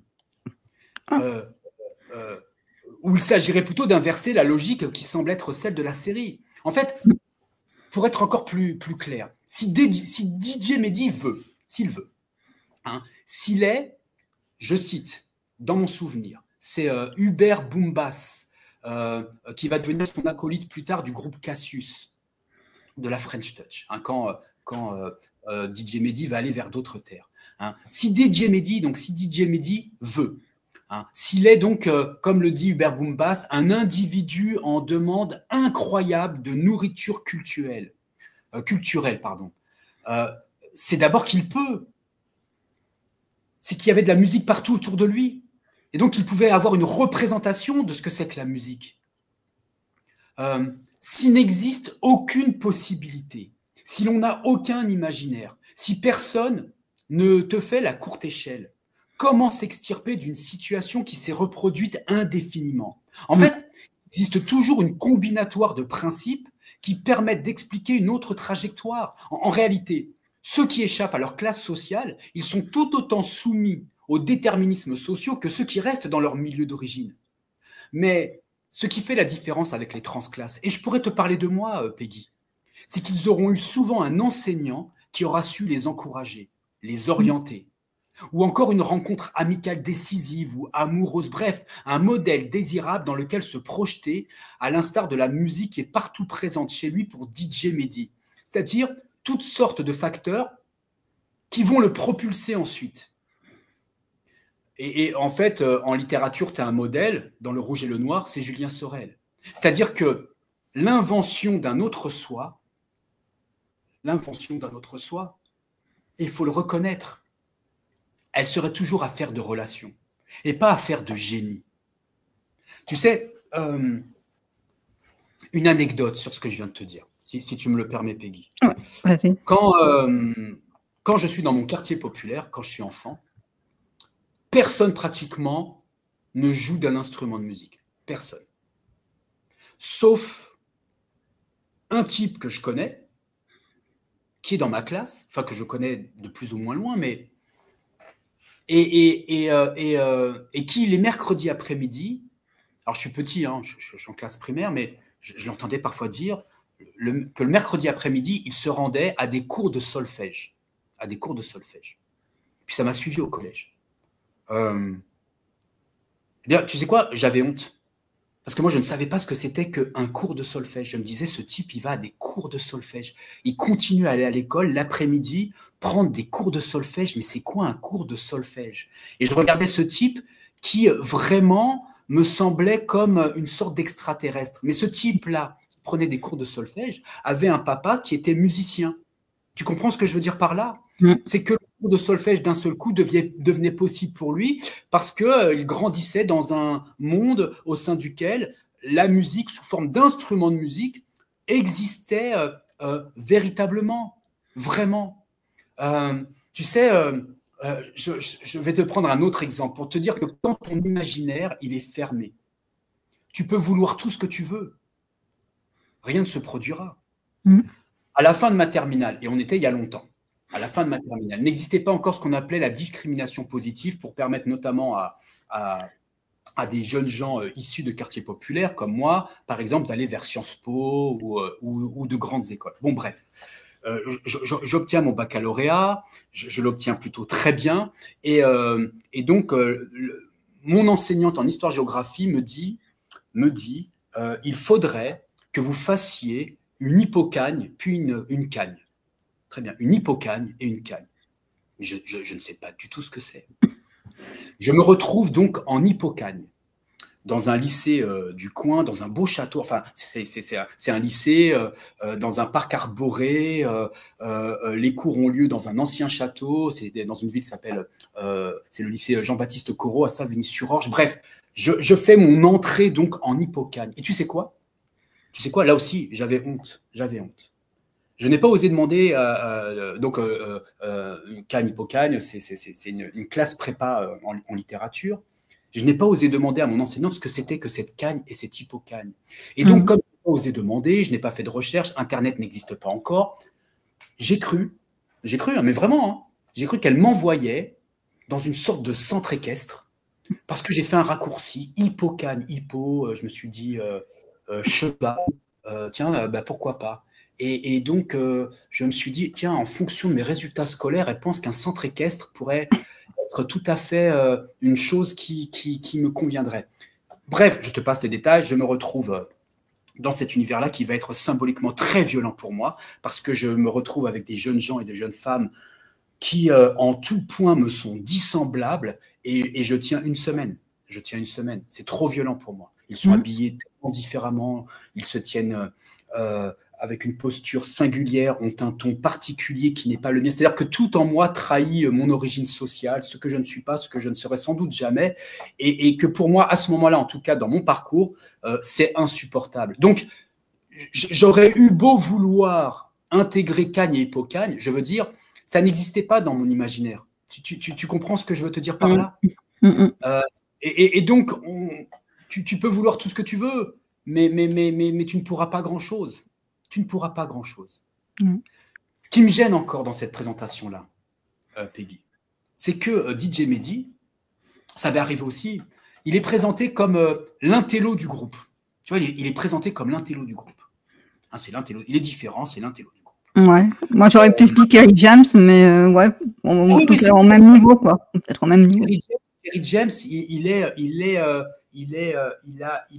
mais la série, elle est sur DJ Mehdi. Oui. James, et c'est dit une fois, à un moment donné, mais par la cousine de DJ Mehdi, quand il s'exprime à une dizaine d'années, il a la maturité d'un adulte. Et c'est indéniable. Je me souviens d'entretiens. Je me souviens, parce que j'ai été contemporain de cette émission-là, notamment d'un Rapline sur M6, présenté par Olivier Cachin. Et donc, je me souviens d'entretiens ici et là autant, et où il fait preuve d'une maturité sans borne. Et tu as raison, il y a une forme d'intelligence alors qui a ses limites quand même, parce qu'il se présente tout de même, là aussi, il faudrait y réfléchir comme un nationaliste du rap. Ça fait réfléchir pour quelqu'un qui considère que le FN est hardcore, ça fait réfléchir tout de même sur l'intelligence des uns comme des autres. Aussi, par la religion, voilà, c'est pas que la religion me dérange. Oui, c'est vrai. Voilà. Et ça, c'est intéressant parce que c'est un point de désaccord entre DJ Mehdi et lui. Carrément. Sur la question religieuse. Bien. Mais quand DJ Mehdi il est présenté comme étant différent, en vérité, cette présentation-là, dans le même temps, moi, quand je regarde la série, elle aggrave la situation de tous les autres membres des groupes de rap auxquels il a pu participer. C'est-à-dire, en le présentant comme étant tout à fait différent, ça aggrave tout ce qui le distingue des autres membres et qui constitue en quelque sorte le hors-champ de DJ Mehdi. C'est toujours important de s'intéresser, c'est toujours intéressant, de s'intéresser à ce qui est montré, mais dans ce qui est montré, à s'intéresser dès lors à ce qui est évacué du champ, donc au hors-champ de ce qui est montré dans la série. La série, me semble-t-il, là aussi, elle pose un deuxième problème, en fait, c'est que tout comme chacun des acteurs qui y participent, tous entretiennent par devers eux, malgré eux, un cliché tenace selon lequel les banlieues oscilleraient entre deux pôles extrêmes. Soit appartenir à la caste des êtres supérieurs pour s'extraire de la nasse, version DJ Mehdi, soit au contraire, à l'autre pôle, en termes de représentation notamment des jeunes dans les quartiers populaires, croupir, ou soit plutôt croupir dans le reste de la masse, c'est-à-dire ce qui constitue l'immense majorité des jeunes dans les quartiers populaires, assimilables dès lors à des cloportes, des êtres peu vertueux, doués simplement pour une chose, la violence. Et entre ces deux pôles, soit être un être exceptionnel pour s'en sortir, soit au contraire ne pas être doué d'exception, ne pas être intelligent, ne pas être différent, et donc demeurer attaché à la banlieue et n'en jamais sortir. Donc, et entre ces deux pôles, en fait, en termes de représentation dans les quartiers populaires, ce qu'entretient la série, eh bien, rien ou presque. Ce qui concerne pourtant l'immense majorité des habitants des quartiers populaires. C'est vrai. Alors, c'est vrai qu'on ne les voit pas du tout. On les voit pas du tout. Alors, malgré tout, c'est vrai, ça leur vaudra à cette immense majorité des habitants des quartiers populaires qui sont sous-représentés et au cinéma et à la télé, ça leur vaudra malgré tout un célèbre hymne glorieux du 113, le titre « Tonton du Bled ». Mais c'est intéressant d'écouter Rimka à ce propos de ce fameux titre « Tonton du Bled » qui va faire la renommée internationale du groupe 113, auquel participe encore DJ Mehdi. C'est que dit Rimka à ce moment-là? Il dit la chose suivante, et lui-même donc il entretient ce cliché. Il dit il n'y a pas que le crime en banlieue, il y a aussi des familles. C'est très parlant. C'est très parlant pour essayer d'expliciter l'origine de ce titre-là, qui en quelque sorte quand même est une singularité dans l'œuvre notamment du 113. Là, à ce moment-là, tu vois, de la série, je repense à certains films, à certains banlieues films. À certains banlieues films qui font exactement la même chose. Je pense ici, tu sais, je ne sais pas si tu as vu ce film Gagarine de Fanny Lianard et Jérémy Trouille. Tu l'as vu, l'histoire d'un jeune qui essaye de sauver son immeuble parce qu'il va être exposé, enfin il va être détruit. Il va le sauver. Et donc il essaye de sauver. Je pense encore à un autre film notamment, pas que cela, mais tu sais le film d'Abd al-Malik où il se prend pour sujet de son film, où il raconte son histoire en fait, où il raconte sa je l'ai pas vu ça. Allah bénisse la France, qui d'abord a été un livre qu'il a adapté ensuite sous forme de film.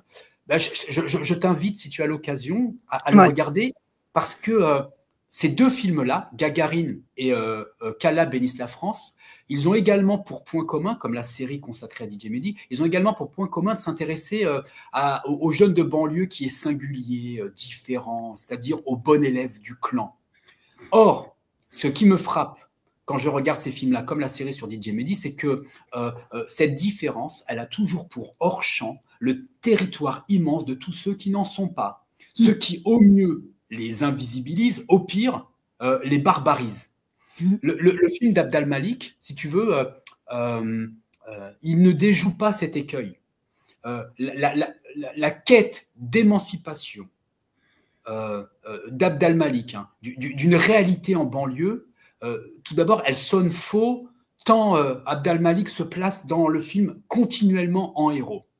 Je laisse de côté. L'autre problème, c'est que dans la série, Abd al-Malik, au fond, grâce à son exceptionnalité, c'est un élève doué aussi sur le plan scolaire, au fond, Abd al-Malik, par la seule grâce de son talent, lui aussi, parce qu'il a voulu, donc il aurait pu, il sera le seul, au fond, à pouvoir se désenliser de la banlieue. Et ça, tu as un plan du film qui le montre vraiment très très bien. À un moment donné dans le film, Abd al-Malik se rend à l'enterrement de l'un de ses amis. Et donc, il y a là, autour du cercueil, la bande d'amis qui est réunie. Et à cet instant-là du film, si tu veux, des cartons vont s'afficher en haut, au sommet du crâne de chacun, pour nous indiquer quelle sera leur prochaine destination, aux uns comme aux autres.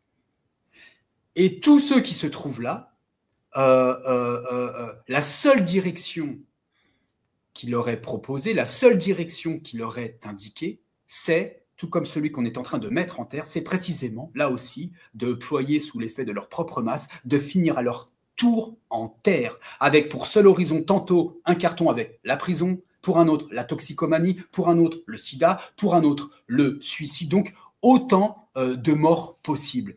Le film, dans le même temps, il ne cesse pas, comme dans la série, d'insister en permanence sur la responsabilité individuelle. En gros, si tu réussis, c'est parce que tu as tout mis en œuvre. Si tu échoues, ce sera de ta faute. Abd al-Malik, il est montré comme un élève doué. Hein, et il se veut donc, consciemment ou non, la démonstration que, en banlieue, et ça aussi, je trouve ça terrible sur le plan de la représentation des quartiers populaires, notamment des jeunes dans les quartiers populaires, c'est que en banlieue, pour s'extraire de la banlieue, pour s'extraire de sa gang, il faut toujours ne pas être n'importe qui, il faut toujours être le meilleur et de façon inconditionnelle. En fait, quand tu viens de banlieue, notamment, mais quand tu viens de banlieue, une seule voie de sortie semble être possible, il faut être hors classe, déconditionné, un génie. C'est-à-dire, il faut être qui ? Eh bien, il faut être Zidane, Jamel Debbouze, Omar Sy et compagnie. Au fond, il ne faut plus être un enfant d'immigré, mais devenir en quelque sorte le bon immigré, j'allais dire le bon arabe de service. Hein.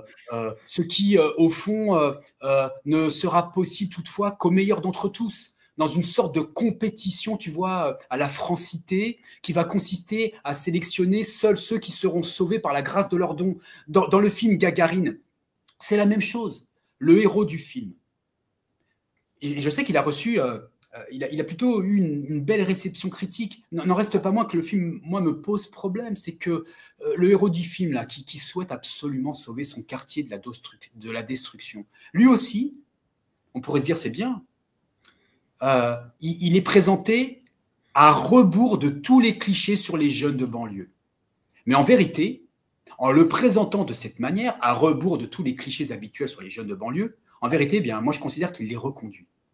Il est montré comment dans le film, ce jeune qui veut sauver son quartier de la destruction. Il est montré comme un individu qui est doux, gentil, poétique. Mais ça veut dire quoi ça ? Quand on me montre à l'écran un personnage, un seul, qui est doux, gentil et poétique, pardon. C'est qu'en vérité, il n'est que le double inversé du sauvageon. Hein, il est le contraire de tous les autres. L'absolu contraire de tous les autres. Bref, pour en revenir à la série, eh bien, je considère plutôt que ce qui est montré, DJ Mehdi, finalement, pour moi, il n'est pas tant celui qui aurait réussi à faire le pont entre des univers irréconciliables, inconciliables, mais celui qui serait devenu en quelque sorte, celui dont je te parlais tout à l'heure, le bon arabe, entre guillemets, hein, qu'aiment tant les Français, là aussi, entre guillemets. C'est-à-dire, il est montré comme tel dans la série. Un musulman, sans doute, mais qui est converti à la fête. Hein, on le voit nu, sa cousine, je ne sais pas si tu te souviens de ce moment dans les entretiens, Peggy, sa cousine se pose la question, mais qu'est-ce qu'il fait dans ces fêtes à être absolument nu comme un verre? Donc il est converti à la fête, christianisé par l'effet, tu sais, de son blouson qu'il porte à un moment donné pour avoir... C'est vrai que sa cousine, elle a tous les clichés, comme sur les gays et tout, hein, quand elle parle des... Voilà, qui se passe dans les fêtes et tout. Avec la croix dans le dos du groupe Justice. Ouais. Bref, en quelque sorte, c'est le bon arabe, c'est-à-dire celui qui a été désorbité de sa race grâce à son exceptionnalité rendue en fait par la force ailée de ses dispositions, en fait une sorte de demi-dieu des fins de soirée. Et pour finir, et répondre, pardon d'être un peu long, Peggy, pour finir, la série me pose un troisième et dernier problème, c'est que à un moment donné, DJ Mehdi, parce que comme lui il a voulu et donc il a pu quoi? S'extraire de la banlieue. C'est que donc à être parvenu à s'extraire de la banlieue, à fréquenter les cieux de la musique, eh bien tôt ou tard, DJ Mehdi, oui en effet, ne pouvait que sortir de ce trou noir qu'est la banlieue, afin de rejoindre une autre galaxie, qui est laquelle dans la série, c'est celle de l'électro comme de la French Touch, qui sont montrées comme étant, pour lui du moins, plus étincelantes. Mais moi, ce qui m'intéresse dans son départ, hein, quand il arrête le rap, et quand il va vers la French Touch et la musique électro, c'est que ce départ, contrairement à ce que dit la série, n'a pas eu pour effet de produire une suture, de produire du lien, mais bien plutôt une coupure. Hein. Dans la série, c'est ce qu'elle nous dit, il serait parvenu à rapprocher les mondes, produire de la belle harmonie, faire le pont entre le rap et l'électro. Alors que non, il faisait des choses séparément encore, finalement. Non, mais oui, exactement. Et d'ailleurs, ce qui est intéressant, c'est que son départ, il est précédé par celui de Kerry James en 99. Oui, tout à fait. Ouais, en 99. C'est-à-dire qu'après le succès de cet album. Et la mort, hein, quand même, de leur membre aussi, Das Montana, c'est ça? Oui, voilà, c'est ça. L'un des membres de la mafia Quinfri est assassiné. On ne retrouvera pas son assassin. Après le succès de cet album, donc le combat continue, Kerry James pressent qu'il doit absolument arrêter la musique s'il veut faire cesser, tu vois, tout ce qui gravite de nébuleux autour de lui. Donc après cet assassinat crapuleux de l'un des membres actifs de la mafia Quinfri, qui s'appelle Das Montana.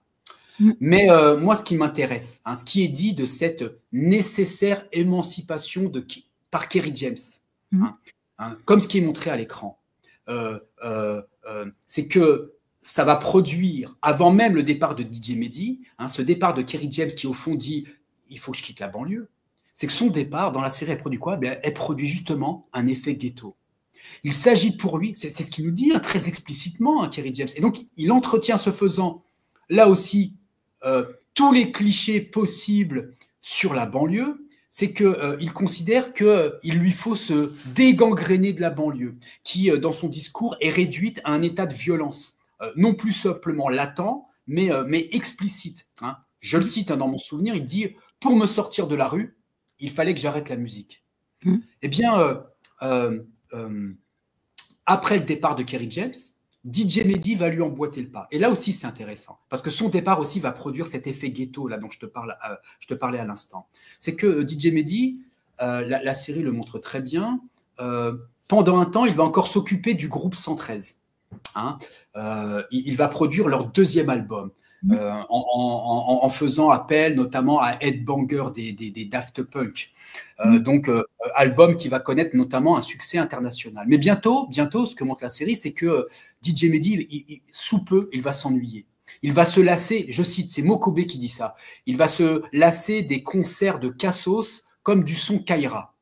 Bref, ça veut dire quoi? C'est que pour être ce qu'il est, donc un être différent, DJ Mehdi devra plutôt finalement se couper, tout comme Kerry James, de la banlieue pour faire enfin sa musique. Et ce faisant, faire quoi? Mettre la banlieue à l'écart, mettre la banlieue au banc, comme le rap au banc du lieu. Au fond, plutôt que l'harmonie promise, son départ de la mafia Quinfri, elle provoque quoi plutôt? De la disharmonie. Il ne veut plus entendre parler de rap. D'ailleurs, quand les membres de la mafia Quinfri le rappellent pour un projet qui aura pour titre ensuite « Cerise sur le ghetto », que DJ Mehdi leur explique qu'il ne veut pas participer musicalement, sur le plan de la production, à ce projet, que les uns et les autres le tensent et le relancent en permanence. Il fait quoi, DJ Mehdi? Il finit par leur envoyer des productions, mais qui sont devenues à ce point électro qu'elles sont devenues, pour tous les membres de la mafia Quinfri, inaudibles.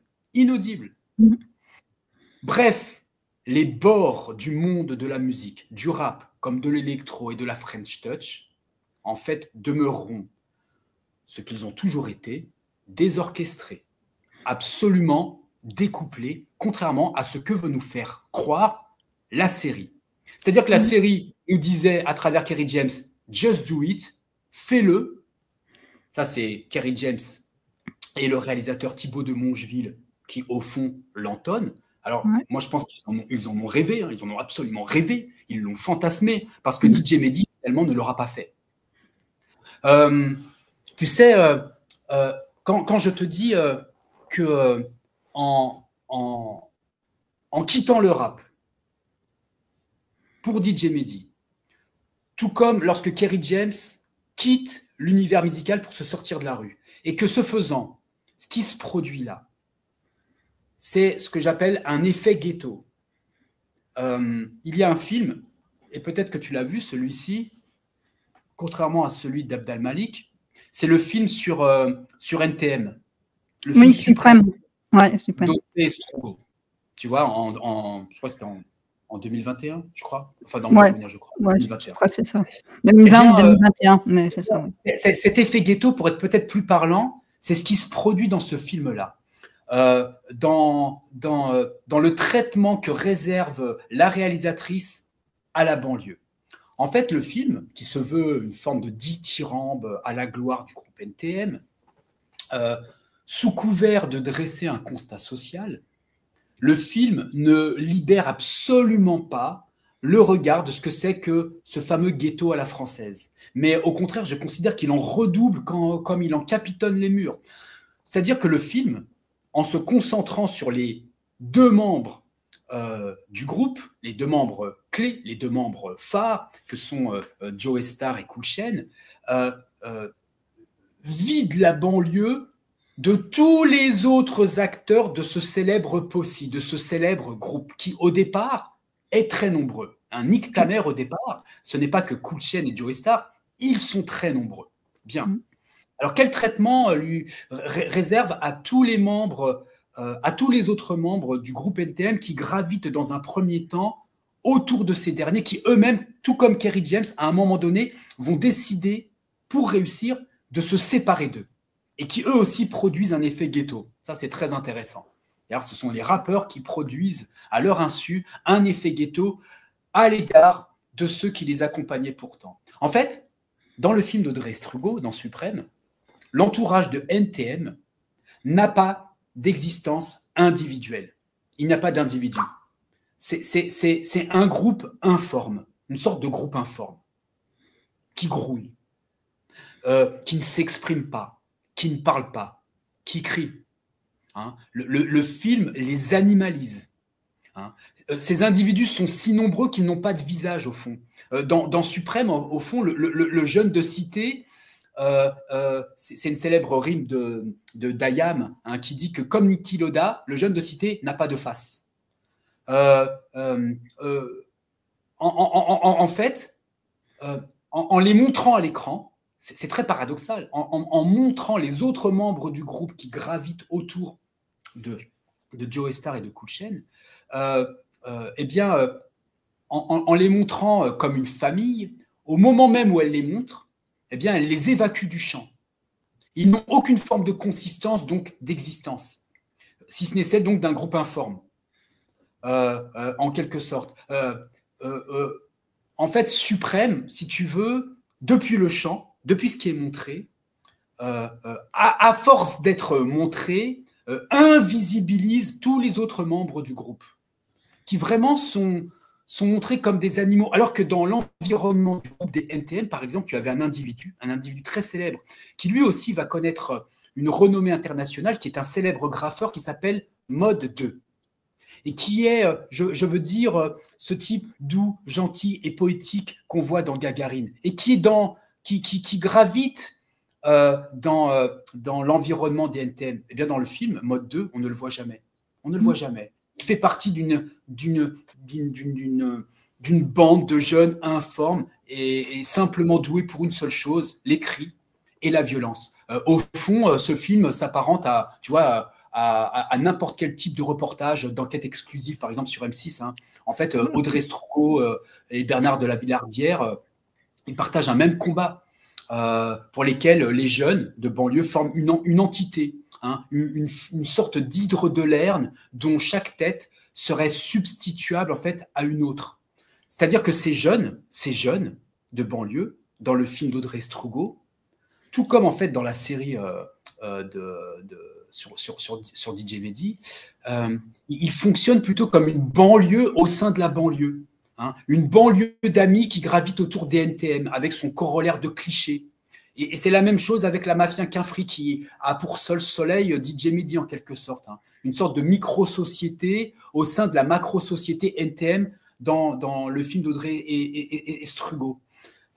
Et donc qui montre donc un groupe informe, sans identité, désaffilié et qui sont simplement mus par des instincts bas et violents. Ça, c'est véritablement problématique. Et pour conclure, Peggy, sur ce que je tenais à te dire dans cette très très très très longue réponse, et je vais bien vouloir m'excuser une dernière fois. Voilà aussi. Et à un moment donné dans la série, vers la fin de la série, il y a une phrase que disait DJ Mehdi et qui est reprise par l'un de ses acolytes, Hubert Boombas. Donc, en fait, pour en revenir aux origines de la musique, c'est-à-dire à la musique house de Chicago des années 80, qui était née dans le ghetto aux États-Unis, DJ Mehdi disait aux uns et aux autres, reste noir, hein, en forme de boutade aux DJ blancs. Tout ceci donc après sa mue internationale. Reste noir. Mais en fait, dans la série, je te disais, hein, c'est un franco-tunisien. Finalement, moi, dans la série, quand je la regarde, je considère plutôt que c'est le blanc en lui qui semble avoir gagné la partie. C'est-à-dire le blanc de la bande de chevelus qui mixe avec lui à Ibiza. C'est-à-dire que quand la série, elle pose comme équivalent deux courants musicaux, dont pourtant l'un est minoritaire, maltraité par les médias d'alors, le rap et l'autre, la bande-son de la bourgeoisie jeune et intégrée, et des boîtes de nuit donc dans lesquelles les tenants du premier ne rentraient pas, eh bien je considère qu'il trompe son spectateur. Non mais c'est marrant, enfin c'est marrant.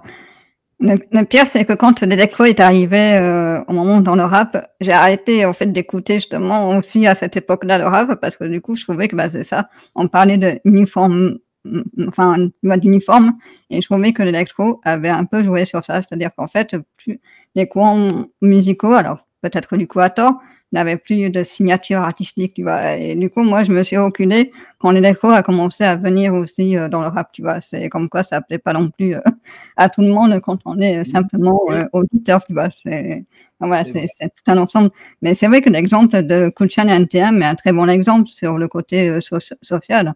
Tu vois, Star, qui a une enfance pourrie, qui a mis énormément de temps à s'en sortir, bien qu'il a dit dans ses entretiens que pour lui, pour moi, ça n'a jamais été le but de rester dans la banlieue. J'ai tellement souffert avec son père et tout ça que pour lui, dès qu'il a eu l'occasion de pouvoir de s'en tirer, il allait le faire. Alors que Kool Chain, lui, c'est plutôt l'inverse. Il veut rester, lui, dans la banlieue. C'est son inspiration, j'ai envie de dire. Et c'est vrai qu'ils sont très intéressants par rapport à ça, justement.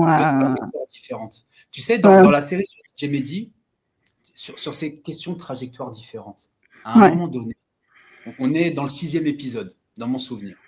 On est dans le 6e épisode, et tu as l'un des intervenants, c'est un ingénieur du son, le nom m'échappe. Je me demandais si c'était Hubert Boombas, mais je crois pas, c'est l'un des ingénieurs du son, du label auquel va participer et collaborer DJ Mehdi, qui s'appelle Headbanger.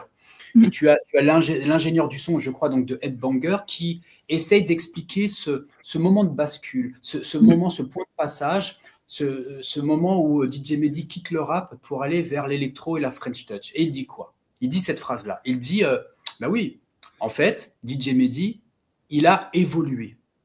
Il a évolué. Sous-entendu quoi? Sous-entendu que tous les autres,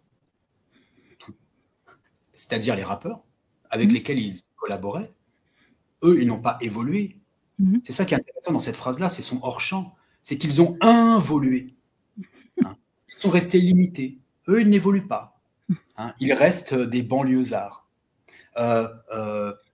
dans le territoire qui est le leur, étroitement délimité et circonscrit, avec sa logique de Mirador qui surveille ses territoires, avec les clichés qui les accompagnent. C'est ça qui est terrible dans cette série, c'est qu'elle est sans cesse contredite par les intervenants eux-mêmes.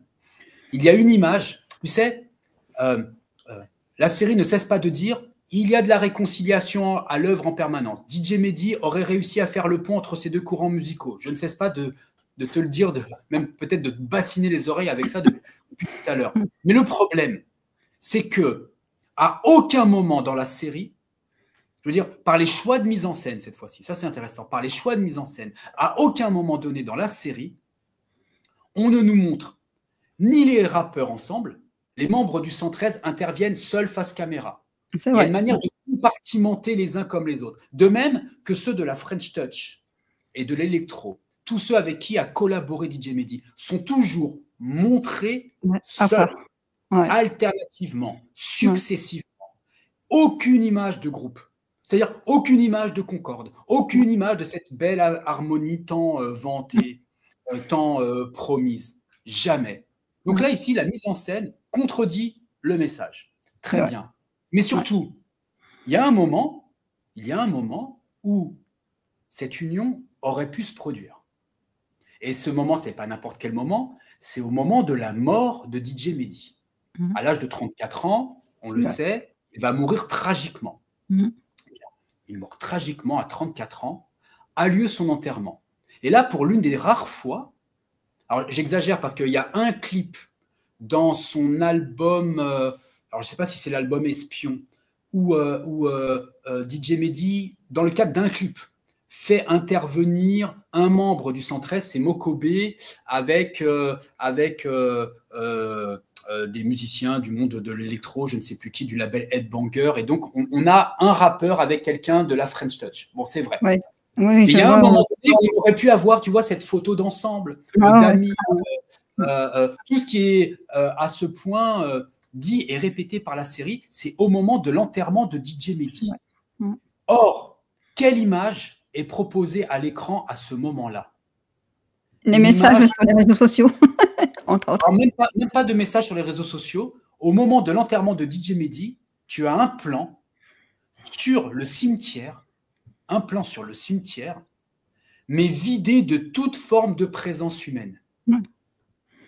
Comme si tout ce qui avait été dit par la série précédemment n'avait été qu'un mirage. aucune forme d'union à l'écran.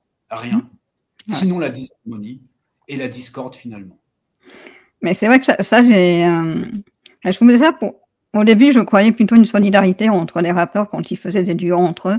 Mais finalement, en fait, je m'aperçois à quel point c'est plutôt une image de boîte de musique, en fait, quand ils font des duos entre eux. Parce que finalement, en fait, effectivement, quand il y a un drame comme celui-ci qui arrive, ils sont jamais là, les autres. Donc, c'est vraiment presque chacun pour eux, en fait. Et puis, se donner de la visibilité aussi, surtout quand quelqu'un devient populaire. Ça, je ne sais pas, mais en tout cas, lors de l'enterrement, il y avait, je veux dire, lors de l'enterrement, les intervenants le disent, hein, il y avait à la fois la mafia Quinfri et le label Headbanger, il y avait donc le monde du rap et de l'électro. Mais je veux dire, à l'écran, on ne le voit pas. Quoi. On ne le voit pas. Ouais.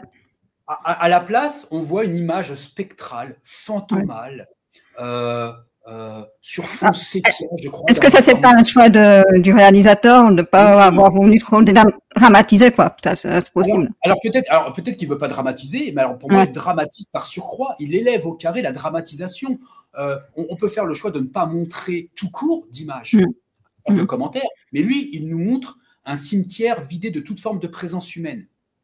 Et moi, je le mets en rapport avec ce qui est dit à ce moment-là, c'est que l'un des intervenants dit « Oui, pour l'une des rares fois, tout le monde était là, le monde du rap et le monde de l'électro. Sauf qu'on ne les voit pas. C'est-à-dire que l'image contredit et fait mentir le témoignage des uns comme des autres. Et ça, c'est un choix de réalisation. C'est un choix de mise en scène. Tu aurais pu conserver le commentaire de celui qui dit « Pour l'une des premières fois, si ce n'est la seule fois, on était là tous ensemble au moment de l'enterrement de DJ Mehdi. » Et puis rester sur… Mais lui, non, il ajoute une image. Et cette image, pour moi, fait mentir tout le reste. Cette seule image. Je veux dire, j'aurais pu insister dans ce que j'écris sur cette seule image. Fait mentir, contredit tout ce qui précède. C'est-à-dire que la série, elle est reprise par ce à quoi elle tentait d'échapper, dit ce qu'elle ne voulait pas dire, c'est qu'il n'y a jamais eu de forme d'union entre le monde du rap et le monde de l'électro, entre les blancs de la petite bourgeoisie et ces jeunes banlieusards. Ça n'existe pas. Et même entre les blancs et effectivement eux, parce que quand ils vont en plus en victoire de la musique, ils racontent comment ils ont été accueillis. C'est pas aussi très joli. Enfin, tout le monde a eu peur d'eux jusqu'à ce qu'ils gagnent le prix et là, ça change de comportement. Pour les victoires de la musique du 113, oui. Je me souviens, c'est l'une des rares fois où j'ai regardé les victoires de la musique, parce que habituellement, les victoires de la musique consacraient plutôt à ce moment-là, consacraient plutôt, dans la catégorie rap, des choses étranges ou des rappeurs blancs. Et pas vraiment ceux qui me semblaient ou qui pouvaient sembler au public rap, on va dire comme ça de manière générale, même si je ne sais pas à quoi ça ressemble le public rap, mais faisons comme s'il existait, mais ceux du moins qui étaient les plus représentatifs, les plus inventifs, les plus créatifs, les plus originaux. Donc oui, quand j'ai regardé pour la première fois, parce qu'il y avait le 113 qui faisait partie des nominés. Oui, c'était une surprise totale. Et la mise en scène de leur arrivée et la réception critique de leur arrivée, surtout. Et pourtant, c'est ça, et pourtant, ils n'ont pas réussi là aussi à réunir les autres. Ils sont rentrés chez eux, en fait. Ils sont rentrés chez eux, ils ont fait la fête entre eux, et ils ne sont pas du tout mélangés avec les autres. Non, mais parce qu'il y a un effet de mise à distance. Oui. Quand ils sont reçus, enfin, ils sentent bien que c'est du bout des doigts. C'est du bout des doigts. C'est du bout des doigts. Parce qu'il y a le public qui a pu voter et qui a fait basculer les votes en leur faveur, sans doute. Ouais, non, c'est vrai que c'est ouais. Mais en fait, t'es comme moi. Mais je ne le dis pas assez souvent, mais c'est vrai qu'en fait, il suffit d'une scène. Enfin, j'ai l'impression, en t'écoutant plus et on te découvre à chaque fois, c'est que toi, il te suffit d'une scène, donc en fait, ça annule tout le reste. Moi, je suis un peu comme ça aussi. Il y a certains films, en fait, quand je perçois tout de suite la scène qui ne va pas, ça annule tout le reste. Et j'ai l'impression que tu marches un peu comme ça quand tu analyses tes films. Parce que alors, je me trompe. Il peut y avoir… Oui, non, mais tu as entièrement raison. Enfin, c'est-à-dire que… Alors, je te le disais la semaine dernière, alors pardon pour la répétition, Mais ce que je te disais la semaine dernière, c'est qu'on peut faire deux choses, enfin deux Ouais. types d'analyse critique. Soit faire une analyse critique de façon externe. Je regarde un film et puis où j'écoute une musique, où je lis un programme politique de gauche et j'en fais une lecture de droite et je le critique à partir des valeurs qui ne sont pas celles de ce programme politique ou des valeurs de son film. Par exemple, je regarde une comédie populaire et je me dis mince quand même. C'est très loin de l'expressionnisme allemand, donc rien à voir. Mais on peut faire ce type de critique. Hein. Je caricature bien évidemment, mais voilà, se livrer un exercice critique depuis des valeurs qui seraient étrangères, non consubstantielles à l'œuvre que tu analyses. Très bien. Moi, je fais un autre type de travail, c'est-à-dire que je fais ce que j'appelle moi de la critique interne. Je m'intéresse à l'œuvre et non pas à ce qu'elle aurait pu ou devrait être.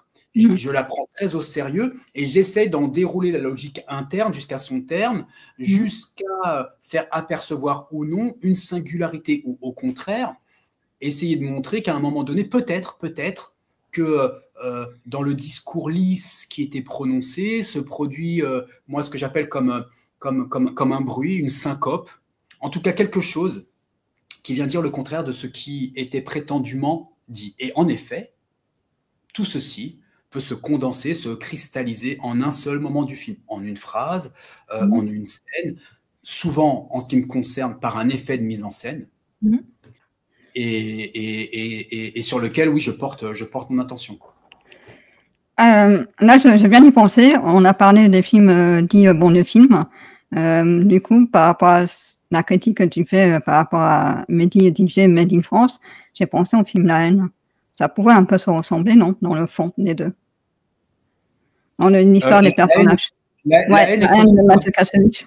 Oui, et que du coup, avec ce côté finalement des trois personnages qui essayent de s'échapper de la banlieue, mais qui finalement y reviennent. Et du coup, est-ce que ça pourrait pas en faire un parallèle, un grand parallèle? Tu vas m'envoyer très loin, et là je vois l'heure qui tourne. Il faut absolument qu'on se reprogramme autre chose sur la haine et sur ces films-là.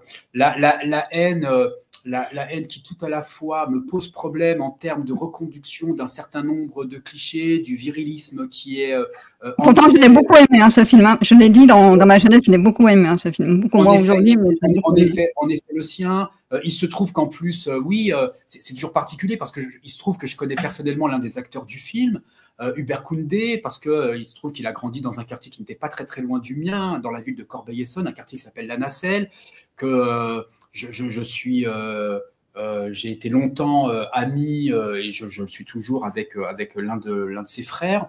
Mais donc oui, alors ça c'est purement anecdotique, on s'en fiche. Mais ce que je veux dire par là, c'est que, enfin, je veux dire, on s'en fiche au sens où c'est toujours très difficile d'être très critique négativement quand on connaît personnellement quelqu'un qui a participé à un projet, quel qu'il soit. Tu vois, c'est toujours un petit peu. Mais je pense qu'il faut toujours essayer, en tout cas, j'ai bien dit, dans l'idéal.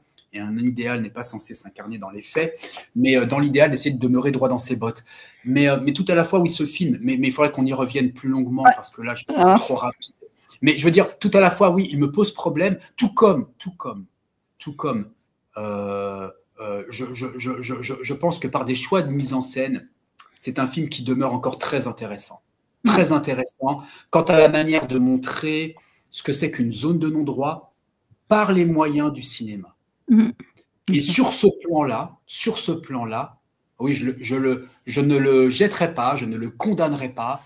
Je ne sais pas si c'est comme moi, Peggy, tu sais, j'ai beaucoup de mal, j'ai beaucoup de réserve pour le faire, à regarder des films qui m'ont touché lorsque j'étais enfant et de les regarder aujourd'hui avec un regard d'adulte et donc presque condescendant pour l'enfant que j'étais.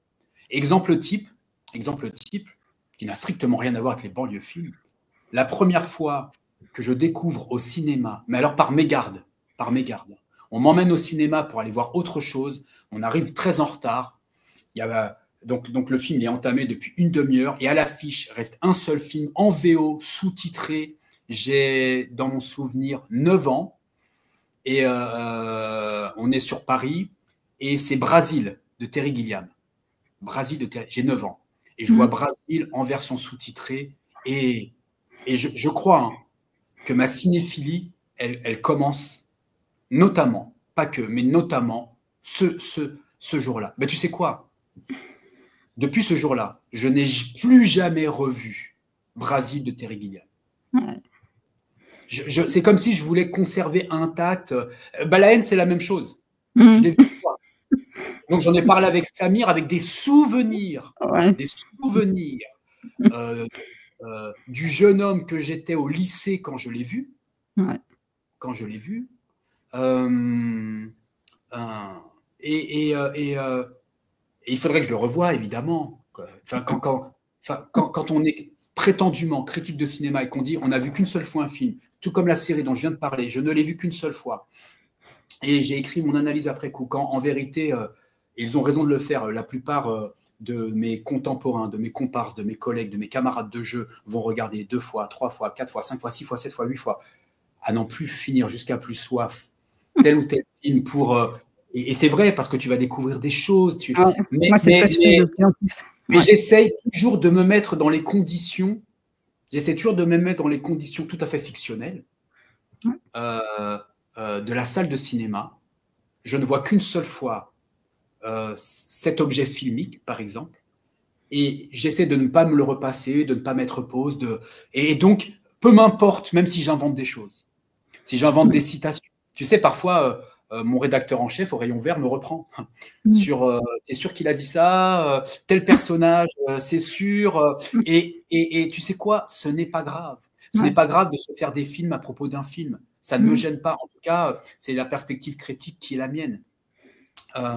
Donc La haine, il faudrait que je puisse le revoir, en effet, mais n'en reste pas moins qu'aujourd'hui, là, maintenant, tout de suite, si tu me demandais mon sentiment, il ne bougerait pas. Oui, il y a des choses qui tout de suite me gênent tout de suite, me gênent considérablement.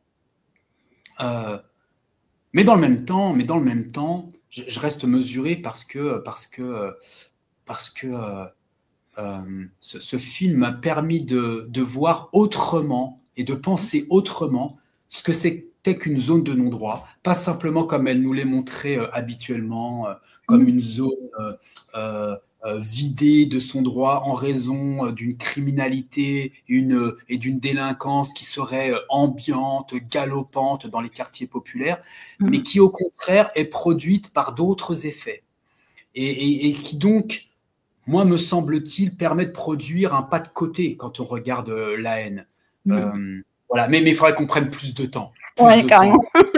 Non, moi, c'est vrai que ça agace un petit peu mes camarades cinéphiles, mais non, en fait, ça fait très peu que je parle politique à travers mes offres. C'est vraiment avec le film Avatar, tu vois, de James Cameron, où là, je me suis dit, oh putain, il s'est passé un truc, mais pour moi, un très mauvais truc. C'est-à-dire dans le sens où ils ont trouvé une nouvelle forme de film de super-héros, où ils allaient encore pouvoir passer toute leur idéologie, tu vois, ma simple idéologie comme raciste, enfin, toutes les propagandes, tu vois, racistes, religieuses, etc. Et que grâce à ce film-là, ils ont trouvé encore une nouvelle forme, et c'est ce qu'ils font encore depuis 20 ans, de faire traverser à travers leurs films toutes ces idéologies, enfin, ces films de propagande, de Furiosa, à Joker, enfin, tu vois. Mais c'est depuis très très peu que j'en ai pris conscience et que j'essaye d'amener un petit peu ce regard-là parce que je trouve qu'on l'excuse tellement trop aujourd'hui facilement. Et après, on se demande comment l'extrême droite a réussi à gagner. Ben, moi, je vous rappelle qu'en fait, le cinéma, c'est aussi un outil. Et un outil qui peut justement permettre à ces groupes de politiques à pouvoir utiliser l'art pour faire passer leur idéologie. Et moi, je suis très attristée de voir qu'aujourd'hui, aucune critique de cinéma ne fait ce travail-là. Et on ne s'en rend pas compte à quel point, comment on a réussi encore à manipuler le cerveau de certaines personnes, de faire croire qu'à cette époque, ça se passait comme ça, de faire croire que, ah non, mais aujourd'hui, ça se passe comme ça. Alors, quand tu voyages et que tu rencontres des gens et tu vois la réalité des choses et que c'est encore 10 fois plus violent de ce qu'ils montrent dans les films, c'est ça, moi, en fait, qui me touche profondément aujourd'hui, c'est d'avoir pris cette conscience-là et que j'essaye d'amener à travers cette chaîne-là, en fait, et à travers mon travail de critique. Mais du coup, je me sens très seule. Je me sens très, très seule. Hein. Et c'est pour ça que ça me fait du bien de t'avoir rencontré, ainsi que Sahel, Parce que mine de rien, vous essayez aussi un petit peu d'amener ce regard un peu politique, et voilà quoi. Ne t'inquiète pas, Peggy. Alors, d'une part, oui, pour le dire très vite, tu prêches un convaincu. D'autre part, on est seul à plusieurs. Donc, on est comme ce chanteur que j'écoutais lorsque j'étais au tout début du collège, Renaud. Je suis une bande de jeunes à moi tout seul. On est une sorte de bande de moins jeunes à nous tout seuls, en quelque sorte. Ouais. Et pour le dire très très simplement, de façon très raccourcie, évidemment, alors Godard disait oui, il faut s'intéresser au cinéma. Pourquoi je m'intéresserais à autre chose? Parce que le cinéma s'intéresse à tout. Et oui, ouais. et il a raison. Et il faut d'autant plus s'y intéresser que c'est un art de masse. Oui, exactement. Donc, qui a d'autant plus d'impact sur les uns comme sur les autres. Et que j'entendais, pardon, je terminerai par là, j'entendais une conversation il n'y a pas très très longtemps parmi mes étudiants à propos d'un film. Oui, mais moi, en fait, là, quand je vais au cinéma, c'est juste pour me débrancher. J'y vais juste pour me divertir. Mais oui, mais le cinéma de divertissement n'en reste pas moins un cinéma idéologique. Ouais. Voilà, c'est ça que je veux expliquer. Exemple à l'appui, mais je veux dire, considérer qu'il y aurait d'un côté le cinéma, pour le dire très vite, d'auteur, le cinéma intelligent, en noir et blanc, sous-titré, tchèque, des années 60, et puis de l'autre, un cinéma mainstream, nord-américain, marvelisé au possible, et qui serait du pur divertissement, oui, pose problème. C'est-à-dire que si on en est demeuré à cette partition du monde très hollywoodienne, très manichéenne, entre deux types de cinéma très noir, très blanc, oui, il y a encore du chemin à faire, parce qu'on n'en est qu'au stade de l'affaire. Ouais. Et à chaque fois, pourtant, Hollywood gagne des générations, parce que il en faut une dizaine d'années, ils ont compris ça, et ça va beaucoup plus vite en plus aujourd'hui. Il en faut à peu près une dizaine d'années pour pouvoir enfin réussir à imposer, en fait, au bout d'un moment, en fait, ça s'impose. On dit que c'est comme ça, alors qu'en fait, non, quand on regarde l'ancien cinéma, ou alors d'autres cultures, c'est pas comme ça, et puis surtout quand on va aussi dans le réel, quoi, quand on rencontre les gens. Mais ça, c'est non, mais j'ai un projet là-dessus, et c'est vrai que c'est très compliqué, mais voilà, quoi. Voilà. En tout cas, merci, David. Je sais pas si tu as quelque chose à rajouter par rapport à la série. Je pense que j'ai à peu près trop monopolisé la parole. Donc, je te prie de m'en excuser. Moi, ça me va très bien. Mais écoute, au plaisir de discuter sur tel ou tel autre de tes autres projets. C'est un plaisir d'être là avec toi. On est gentiment reçus. Je suis sûr que s'il y avait café et gâteau à l'appui, si tu pouvais me le transmettre, je les aurais aussi à loisir à disposition. Donc avec un immense plaisir, Peggy. Merci beaucoup, David. Du coup, vous aussi, allez-y, n'hésitez pas à dire ce que vous avez ressenti en regardant le film. Si vous n'êtes absolument pas d'accord avec nous, vous êtes tout à fait dans votre droit. N'hésitez pas, au contraire, on aura même du plaisir à vous répondre. Merci beaucoup, David, encore une fois. Et puis, moi, je vous dis à très bientôt pour un prochain rendez-vous. Salut. Salut, Peggy.